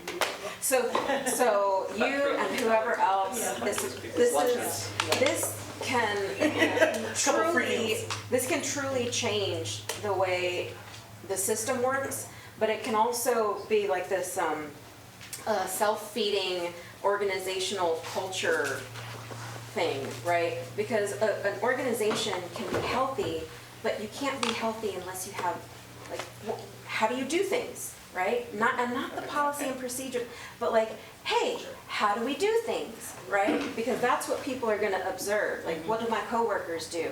How do our departments work together? Do we take into account that, God bless Sylvia or Sheila or whatever you're gonna have to tell me the person's name. Whoever does translation, like now they're having to work long hours. Like I should know that if I'm going to need her or them to help out. And so that's the organizational culture piece that like until we get this, man, Well, it's just a little, you heard me talk about values and like we need to really like hold our values true if we're gonna create these initiatives and these plans. Like if our values include making sure that our families are getting documents in their native language, then we need to do it. We need to create space for it. And that takes time, especially like on complex documents or graphics. I mean, like you lay something out in English and then you lay it out in Spanish, the space changes. Like this would look very different, right? Because the words have different lengths, and like that requires time. So no, I totally agree with you. But you know, it's just part of the work, and the team is doing an amazing job. Like they're doing great. I'm very excited that they've embraced the work, and I think many of them. I'm not speaking for y'all, but appreciate kind of really thinking through as to what can and should be done and in what sequence. And then one last comment, and I'll share the floor. the graphic that you showed us for the report card, dude, I've been waiting for some real talk. And that's the that's the real stuff. I swear, if I hear one, not that I'm going to hear it under your interim administration, but what was so frustrating, and not necessarily to anyone's fault, right? We all kind of have our style, our leadership style, whatever it is. I hated hearing, yes, we're going to do that. For real though, for real, are y'all going to do that? When y'all going to do that? Well, we're going to make it a priority. What does that mean? Right? And this is what I've been waiting for. It's like, show me. Like, great. And we'll show you grace as a governing body if you tell us, you know, here's why X will take 16 months, 24 months. Then it's like, okay, well, if I can understand it, then yeah, you know, I can, and back to your point, I can defend it. And not defend in the stance of, right, like defensive and fighting, but defend it as in, I can stand behind this. I understand why, right? And ultimately, as somebody who's an elected official, I want to be able to, you know, look somebody and say, here's what we're doing to resolve X, right? And here are some of the short-term things that we can get done. You know, I can't, knowing good and well, there are going to be things that we're going to take time. Whether we like that answer or not, it's a reality, right? I think sometimes we want to please so much. You know, I think we want to do the best we can, and we will sometimes say something and put it out there, and not necessarily know that we can do it, and that gets us in trouble. And so it's just part of the learning process. We're getting there. So what I see with this is a plan for getting things done while you're taking care of people. And I think every time we look at a monitoring report, every time we talk about our data, that urgency is so black and white in front of us and so real. And I think there can be ways of addressing that urgency by piling on to everybody, or there can be ways of addressing that urgency by slowing down and really thinking. And I have to say, the quantity of thought and work in 7 weeks, honestly, this is mind-blowing. This is beautiful. In 2 weeks, I am even more impressed. You did it 2 weeks. And like 8 days. You know, okay, so I'm even more impressed, but also not, I suspect this took different ways of thinking and different new skill sets that maybe not all of you had 8 days ago. So when you talk about the values that are embodied in this and here and what we're hearing around this table right now, and you pull out our values, this is innovation to get us toward academic excellence. This is a culture of respect, transparency, and data-informed decision-making. This is engaging our employees and inviting their collaboration. It's aligning resources to our students' needs, all in the service of our students and our organization and the adults who are here to do that work. So it is a really inspiring, exciting document. And I think, Trustee Hunter, you talked about, you know, seeing business and education, and I think we're living in a moment when business principles have been applied to education to turn things into widgets, to systematize, to pay for performance, to assume that data tells us everything we need to know. And this turns all of that upside down. And I have immense faith that this aligns better with our values and will get us where we need to be better and faster than any kind of typical ed reform, which has shown over and over and over and over that it doesn't work. And people keep pouring money into it and creating high stakes systems to push it. So I'm very excited about this. And I really appreciate the recognition that doing this requires a culture shift, that it's okay to say I can't get that done. It's okay to say we need to rethink it. And that I really challenge everyone. I know that this board is a deeply human-kind board, and know that we expect and know that there needs to be safety in that, and that needs to be honored and rewarded. Not to say we can get it done in a way that looks like it's done on paper, we can get it done by making the people who work for us be here all night, all weekend, every day, forever. And we're with you on that. We will honor that. I speak for myself, but I think I can speak for all of us. That will support you and back you up on that. So thank you, I'm excited. First step, we got ways to go. You have a long way to go, but it's a really, I think it is a step that I really believe in. And it's a step that I'm excited to see. And I'll have a lot of comments because I already looked. Oh, you'll have plenty of time to We get will, your details. but yes, but it's very, very exciting. And you know, there are incredibly talented people in this organization. Many of them are sitting right there. And so, you know, they understand what needs to happen. It's just kind of putting the process together to ensure that it does. And so, you know, Dr. Robinette will say, you know, it's been 2 weeks, but it's been in her mind for months and months and months. And so, no, it's been a great start. And so, a lot of work to do, but we're feeling good about it. Thank you. Okay. I would like, oh, go ahead. So,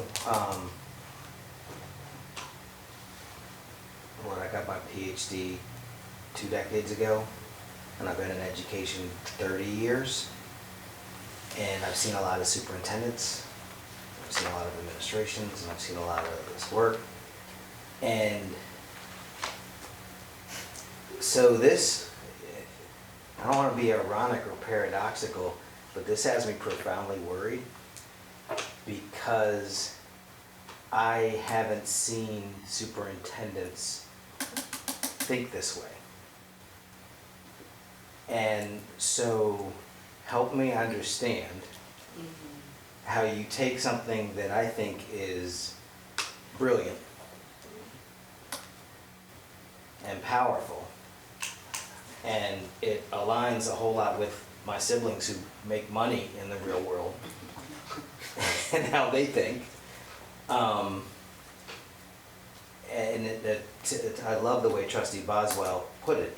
It's deeply human in its application of, I don't know, I guess you call them business principles, but what Trustee Lugo talked about in terms of project management and systems thinking, et cetera. So what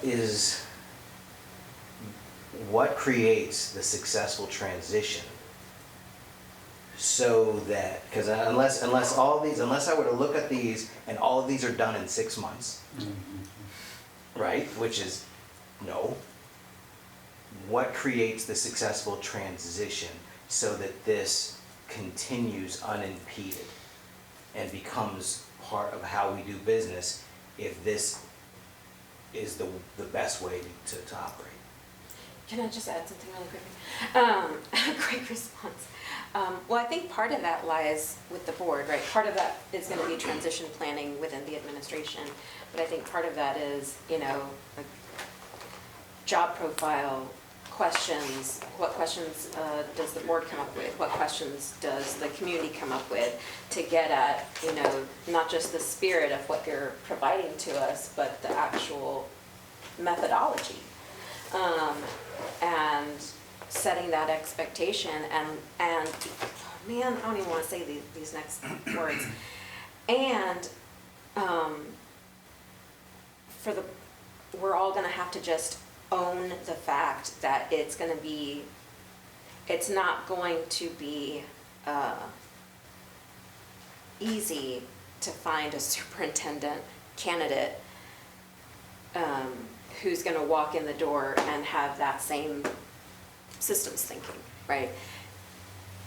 That's why you have capacity building. That's why you have these beautiful, wonderful, smart, intelligent people who work for this organization, right? So I think both that's a little aspirational and ooey gooey. But it's also, I mean, yeah, at the end of the day, we're gonna have to look at how are we hiring that permanent superintendent? What are we looking for? What are the trade-offs? There's always a trade-off. And you know this because you've done hiring. It's horrible. Right, Brandy? No. It's great. So that's just from a trustee perspective, but. I mean, I think the goal is to create systems that cannot be eroded away. Yeah. Right? Yeah. And if you're thoughtful about it and just building capacity in the system, it'll be fine. I mean, it just has to get ingrained. Yeah. And this is y'all's work. It can't Like hinge this- on a person. Correct. It has to be a system. That is my belief, and I think that, this is the board's work, this is the system's work, this is all of our work together, and so it doesn't matter who's in this seat, or who's in y'all's seat, or who's in their seat, like, it needs to continue on, if that's what we believe the work needs to be, and I think it does. I have a thought. You had mentioned, like a project management office, right? These are initiatives underway. They're gonna eventually run themselves. I'm probably using the wrong word. Well, so that's one of the things that I challenge the team. When do you know that you've accomplished something? How do you know when you've done something? And that's what's part of the milestones and deliverables as part of this work is we should be able to look back in 2 years and say, this initiative was completed, and the reason we know that is because this, and this happened. And so, that's part of the work. As far as, I don't want to kind of go down that path, but as far as project management goes, there are some school districts that do have project managers, or some even in Central Texas that have had it in the past. I think for us, we're not at a point where we can afford that. We are at a point where we can provide additional tools for people who are positions in organization to kind of have that purview. And then, to be honest, I mean, some divisions have different skill sets just because of the division they came out of. Oscar's skill set and what his group is generally going to have is going to be different than what is coming maybe out of academics. And so we just need to make sure that whoever's supporting these initiatives at the highest level, because we are holding the chiefs accountable, right, that individual has the resources to produce this level of work. We made some adjustments in special education. We moved some folks from operations into special education to progress the work. And so we can look at, kind of retooling and adding capacity so that as people come into the organization and assume certain roles, they can do that. I think for project management, that's something we can explore, but I don't know that we would get to a place where we have like a whole project management group. And That it's probably actually is better to sustainable. have it embedded rather than as a silo. Yeah. Well, I think just allude to your point, and Trustee Hunter, if the board expects to see deliverables in a certain way, because these people are amazing, but they also have their own way of doing things. And so sometimes we get different types of documents in different forms with different levels of granularity. And so once we establish kind of what the expectation is, I'm more than confident they'll go produce it. And it's just kind of building up the capacity, the templates, the logic, and then letting them go, or anything else. And then monitoring. I would also imagine, and I'm not speaking for the people in this room because they can do what they want to do, but I know that for a lot of people working in a space where the expectations are clear, that's an added bonus, right? That's an added bonus. If you come into work and you're like, "What? You ain't done it yet? I need that by tomorrow," or whatever. I think that this also may add to a sustainability in our workforce, at least in this building. Or not because we don't want everybody in this building, but for when we talk about this level, that would be more sustainable for your staff. Yep. No, I totally agree. I think a lot of them would nod about wanting to know, not only what they're doing, but also what the expectations of their staff are. And then I think what's equally important is knowing when you're supporting a different division, because their work is hypercritical to our students and staff. That a lot of times that's not communicated within an organization. It just isn't. And it's just, I don't know if it's a function of, K-12 or what, but it's just not always known. So we're really trying to get that so everybody understands how they're impacting others. I mean, if Ed's processes took 2 months, then it would slow us all down. But if everybody's asking for certain things to come out of finance, what comes out of finance? Well, staffing, like we talked to, Brandy said earlier today at a different meeting, she doesn't create job positions. That's budget, right? And so there's a whole process that finance has to go through before we actually get to where Brandy can actually post something. And then if you're asking a division that needs the support, you're now asking finance and budget to work together to produce this opportunity for someone to actually pursue to get into our system. And so there's a lot of that. And so the dependencies are important.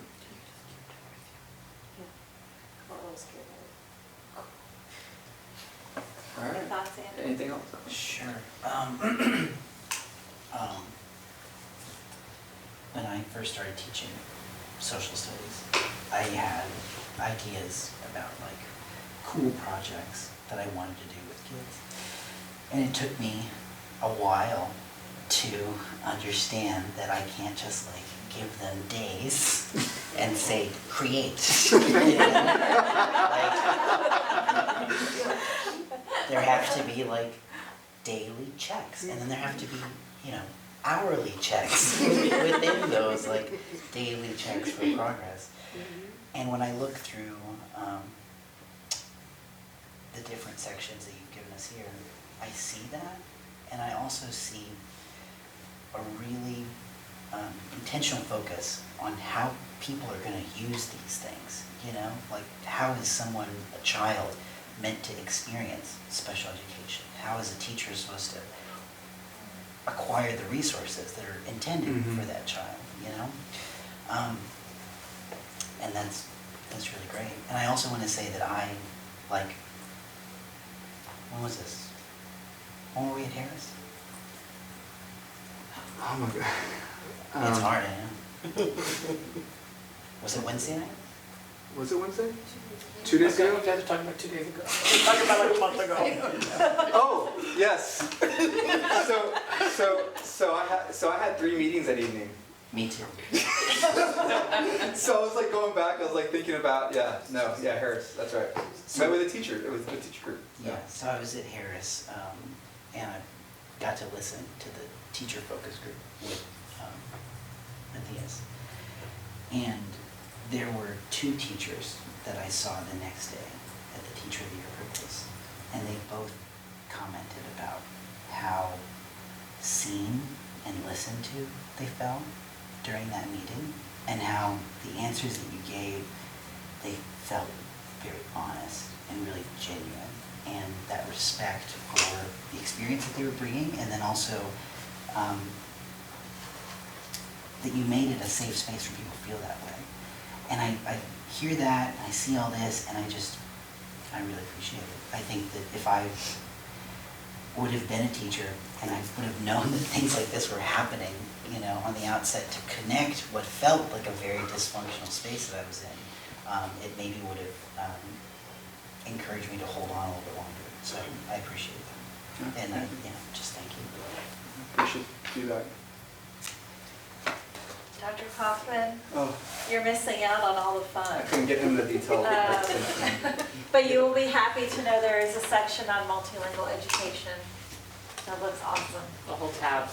Yes, yes. With graphics. I wanted to give you space to comment as well, Steve Offer. Yeah, let me.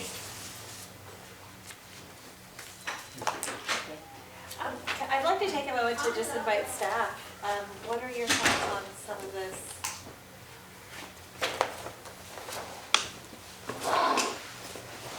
Thank God.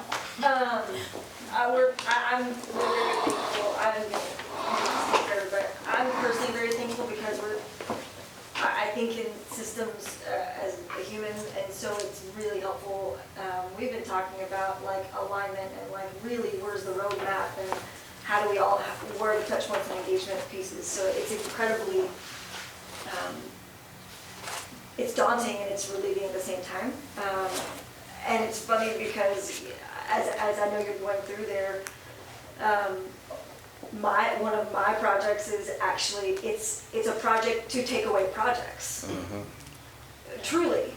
And so it is so that we can get rid of and do some weeding of things that we're doing, and it will build out because it's very dependent upon other departments looking at their systems and saying, we don't need this anymore.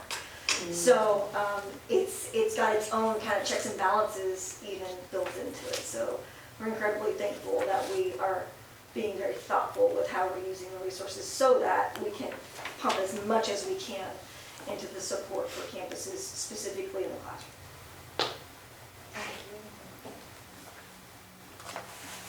Mr. Did you?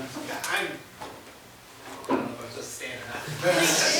I'm thrilled at the work that we're doing. I think the project management is something that is a part of all of our jobs. And if you think about what you do every day, from decluttering your house to landscaping your yard to coming to work and creating an academic vision, it doesn't make a difference what it is. In the end, you have knowledge areas and processes that you are following. You're starting out with some initiation, you're planning, you're executing, you're monitoring and controlling, and then you're closing out. Because a real project does have a beginning and an end, and you can see the rainbow. It might be the 6 months that Matthias was talking about, it might be 18 months, but along the way you're experiencing milestones, and then, as he said, and I truly believe this, you're able to prove that the work is actually being done.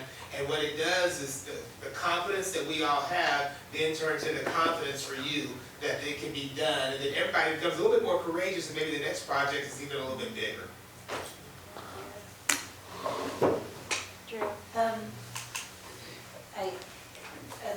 at the expense of getting sentimental over project management, I have to acknowledge, and I have to acknowledge that there are things that are obviously not in the plan, or in the plans. That what I mean by that isn't like the missing pieces, because I know that there's permission and space for them to develop. What I have not experienced, and have experienced both in a synergistic way and a way of trying to figure out and figure things together, and I think we all have, is the experience that you're having tonight. What's not in the plan is that we have gone through multiple sessions with our own superintendent side by side, teaching us and coaching us. I am your student, Trustee Gonzalez, Trustee Hunter, that said, what's your rubric? What do you mean? What do you want that to look like? Because we have, this is not about a performative plan. This is about a process to improve our work as a district. And I want to express, and I'm not doing this for anyone else, but I feel like I'm in good company, gratitude for Matthias, and he knows that. He's seen it in my text, and he's also seen it in my text, like, I've blown it, I don't think I caught it. He was like, because there's also, this is a vulnerable space.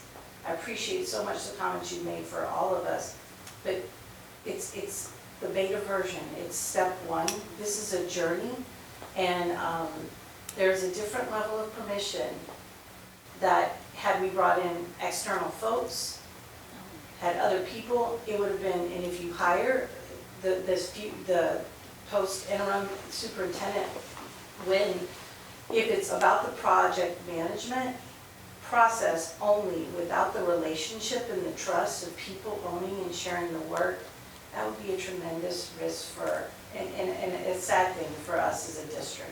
There is something in the relationship, and I say that with such gratitude and respect, of having the patience. That's not in the plan. Like the meetings, the mapping it out and going no, and drawing and going no, that, no. And the hours of someone who, including the folks in this room, probably wants to say, can you not say it in a paragraph? Can you say it in 3 words? But to like get you there, I work on that. but genuinely trying to seek to understand. So the process is not just about project management. I guess is what I'm trying to say. It's about coming together as a team in a safe space and saying, let's not just say you got 3 days, or 2 weeks or 3 weeks, figure it out and codify it, but let's figure it out together. Let's try. Oh, yeah, that wasn't clear. Let's figure that out some more. That is the only potential that we have as an organization to sustain momentum together and do the real tough things, and the real right things that are of value to our kids. So, thank you. Hear you loud and clear. Thank you. Chief Equity Officer Holly. You like saying it. I do. Oh boy, I knew what I was gonna say, now I don't. But I was downright weepy when Matthias went to the whiteboard that day and started asking questions and talking, and I could see where we were going. It was just like, yes. And as a person who's been here 3 years and had 4 superintendents, I was like, I can do this. This I can do. And the other piece of it that was so important was the way that this is being done and led by Matthias is building trust among us. And the other day I heard him say something in this process, right? Because it's like Drew just said, it's not just about these Gantt charts and all that. It's the way we're interacting with each other. I use the term humanizing and harmonizing. Like, we're doing technical work, but we're listening to each other. Our team's putting together things, but we're picking up the phone, calling folks and saying, hey, we're writing you into a thing, right?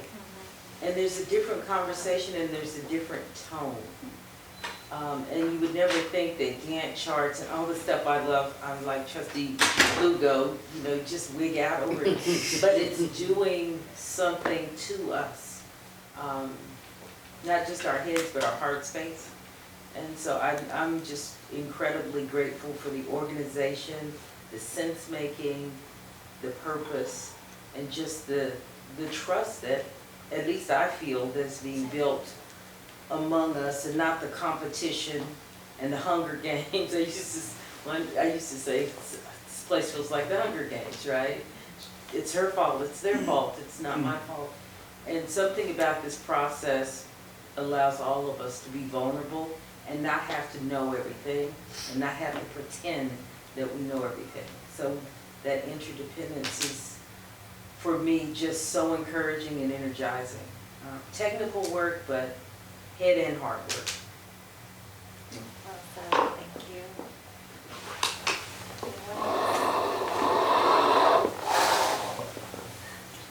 All right. That's amazing. I guess I have one question based on what you guys have shared. Dr. Helen, Dr. Robinette, how do we make sure what you guys are talking about, not just the work, but that trust, that safety, that rewarding of collaboration and risk and safety, reaches everybody else. And reaches everybody else quickly, because people need it. We've lost some of it and we need it. And it's contagious. I said the other day that, when I talk to people on campuses, they're speaking differently. And I actually told Matthias in a meeting, some of us were in it, the communication, at least what I'm hearing from teachers and principals, the clear communication and consistent communication is what seems to have people in a place of optimism, at least for the folks I talk. I don't get to talk to as many people as Matthias does, clearly, but I think communication and clarity and just doing what you say you're going to do, the integrity, the values we have. I just think that communication and integrity is crucial, and people are feeling it, and I think it's in the way we're being treated.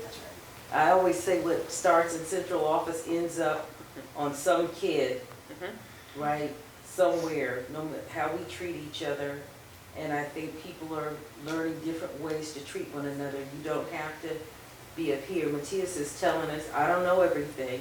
I don't know everything about your area. So guess what? The rest of us don't have to try to pretend that we know everything about everything else. And so that can become a contagion. At least that's my take on it. I know we're gonna treat people in buildings differently because we're being treated in that, we're being treated in a way that we wanna pass on to other people. Thank you. The tone that he is setting in this room and in the chief's room, to be allowed to, not only be allowed to, but to be directed to stop operating in triage mode, that is also contagious because people feel that energy, right? You feel it, and the pressure is immense. And he's allowing us room to breathe and truly think through what it is we're trying to accomplish. And when we do that, our teams will do that. And when our teams will do that, our campuses will feel it, our principals will feel it, and their teachers will feel it, and the kids will feel it. It is systemic in that fashion. So I think it is already catching on. Good question. Well, we're all feeling sentimental about Gantt charts and all this, but I just have so much like love and appreciation for this organization and for all of you that are putting your heart and soul into this. And to figure out a way to operationalize all of that into a binder is quite a feat. And I know this is just the beginning. So I think we can just say thank you and see if Trustee Kaufman, as usual, has any last words. I'm just kidding. Trustee Kaufman, please. You're on mute, Trustee Kaufman. 3 years we've been doing it. My hand down, that was one step.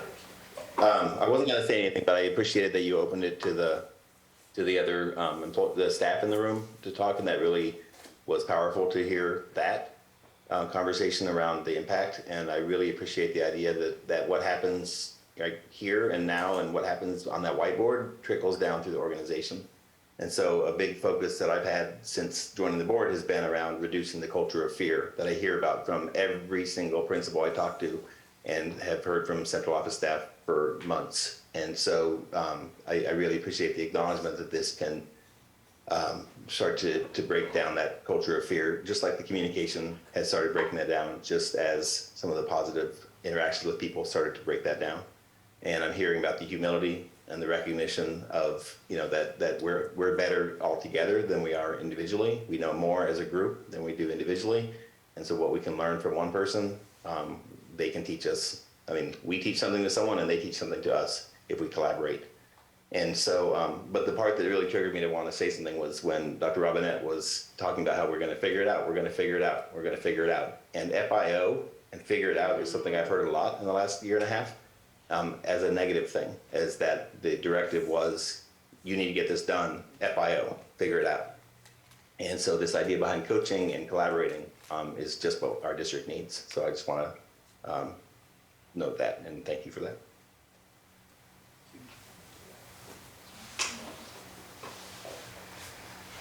Yeah, I think I just want to kind of echo I don't want to think of just trickle down, because I have never experienced trickle-down positivity in any organization that I've worked in. And so maybe it's possible, and I'm hopeful from what I'm hearing, but making sure we're listening up to what is needed, not to get in the weeds on all these different initiatives, but to make sure we have a good process that is known, and that is also how much teacher time does a teacher find this valuable? Do they have time to do the things we want to do? Because there's never been enough of it, and that is the biggest strain on our kids in our schools. So just being really school focused. Yeah, I think Trustee Willie Chu, strategic abandonment is going to continue to be on this initiative, an initiative that we wholly support. And you heard me earlier talk about professional development, training, just anything that we're considering and anything that we're even wanting to explore as taking time, from the campus. We need to understand why that is 1,000% aligned with our values and our initiatives. Like, what we can't have happen are all these things that are not strategically aligned, right, with our values, not thoroughly vetted, make their way down onto the plates of our teachers. And so, you know, I'm right there with you. I do think it's going to be bottom and up, which means that we need to be out there, you know, having conversations, visiting the campuses. You know, the leaders of this organization need to be out there. There are things that I've observed, you know, that I didn't necessarily comprehend in the same way until I saw it in action. And so, no, we're right there with you, and I think I really appreciate that comment. So, you know, we're moving forward. Just to summarize, we're going to be providing updates. Feel free to leave your binders if you'd like. If you want to leave them in the office, and then you provide little red notes on there, then great. We'll be setting up times to get feedback from y'all. But we're also moving towards completed documents before spring break, so that we can have them for the retreat, and also so that staff isn't working at all during spring break and need a rest. So that's kind of the schedule that we're on, and we'll continue to provide opportunities for engagement with the board specifically as well. And hopefully this format worked. Like, not take up so much time on a Saturday, like maybe 45 minutes, an hour after the board meeting. Great. Okay. Good stuff. All right, thank you, Very welcome. Matthias. All right, so now we will recess the open meeting, right? Okay, at 10:38 p.m. and move to executive session pursuant to Texas Government Code Sections 551.074, 551.072, 551.073, 551.087, 551.076, and 551.071. What we're going to do is we're going to go into exec session and talk about those 3 items that Trustee Kaufman had pulled. We're going to come out and vote on that and close out the meeting, and then we're going to go back to exec session to talk about a couple of other things. So when we are finished with the executive session, we will return to open session to continue this meeting. So, thank you.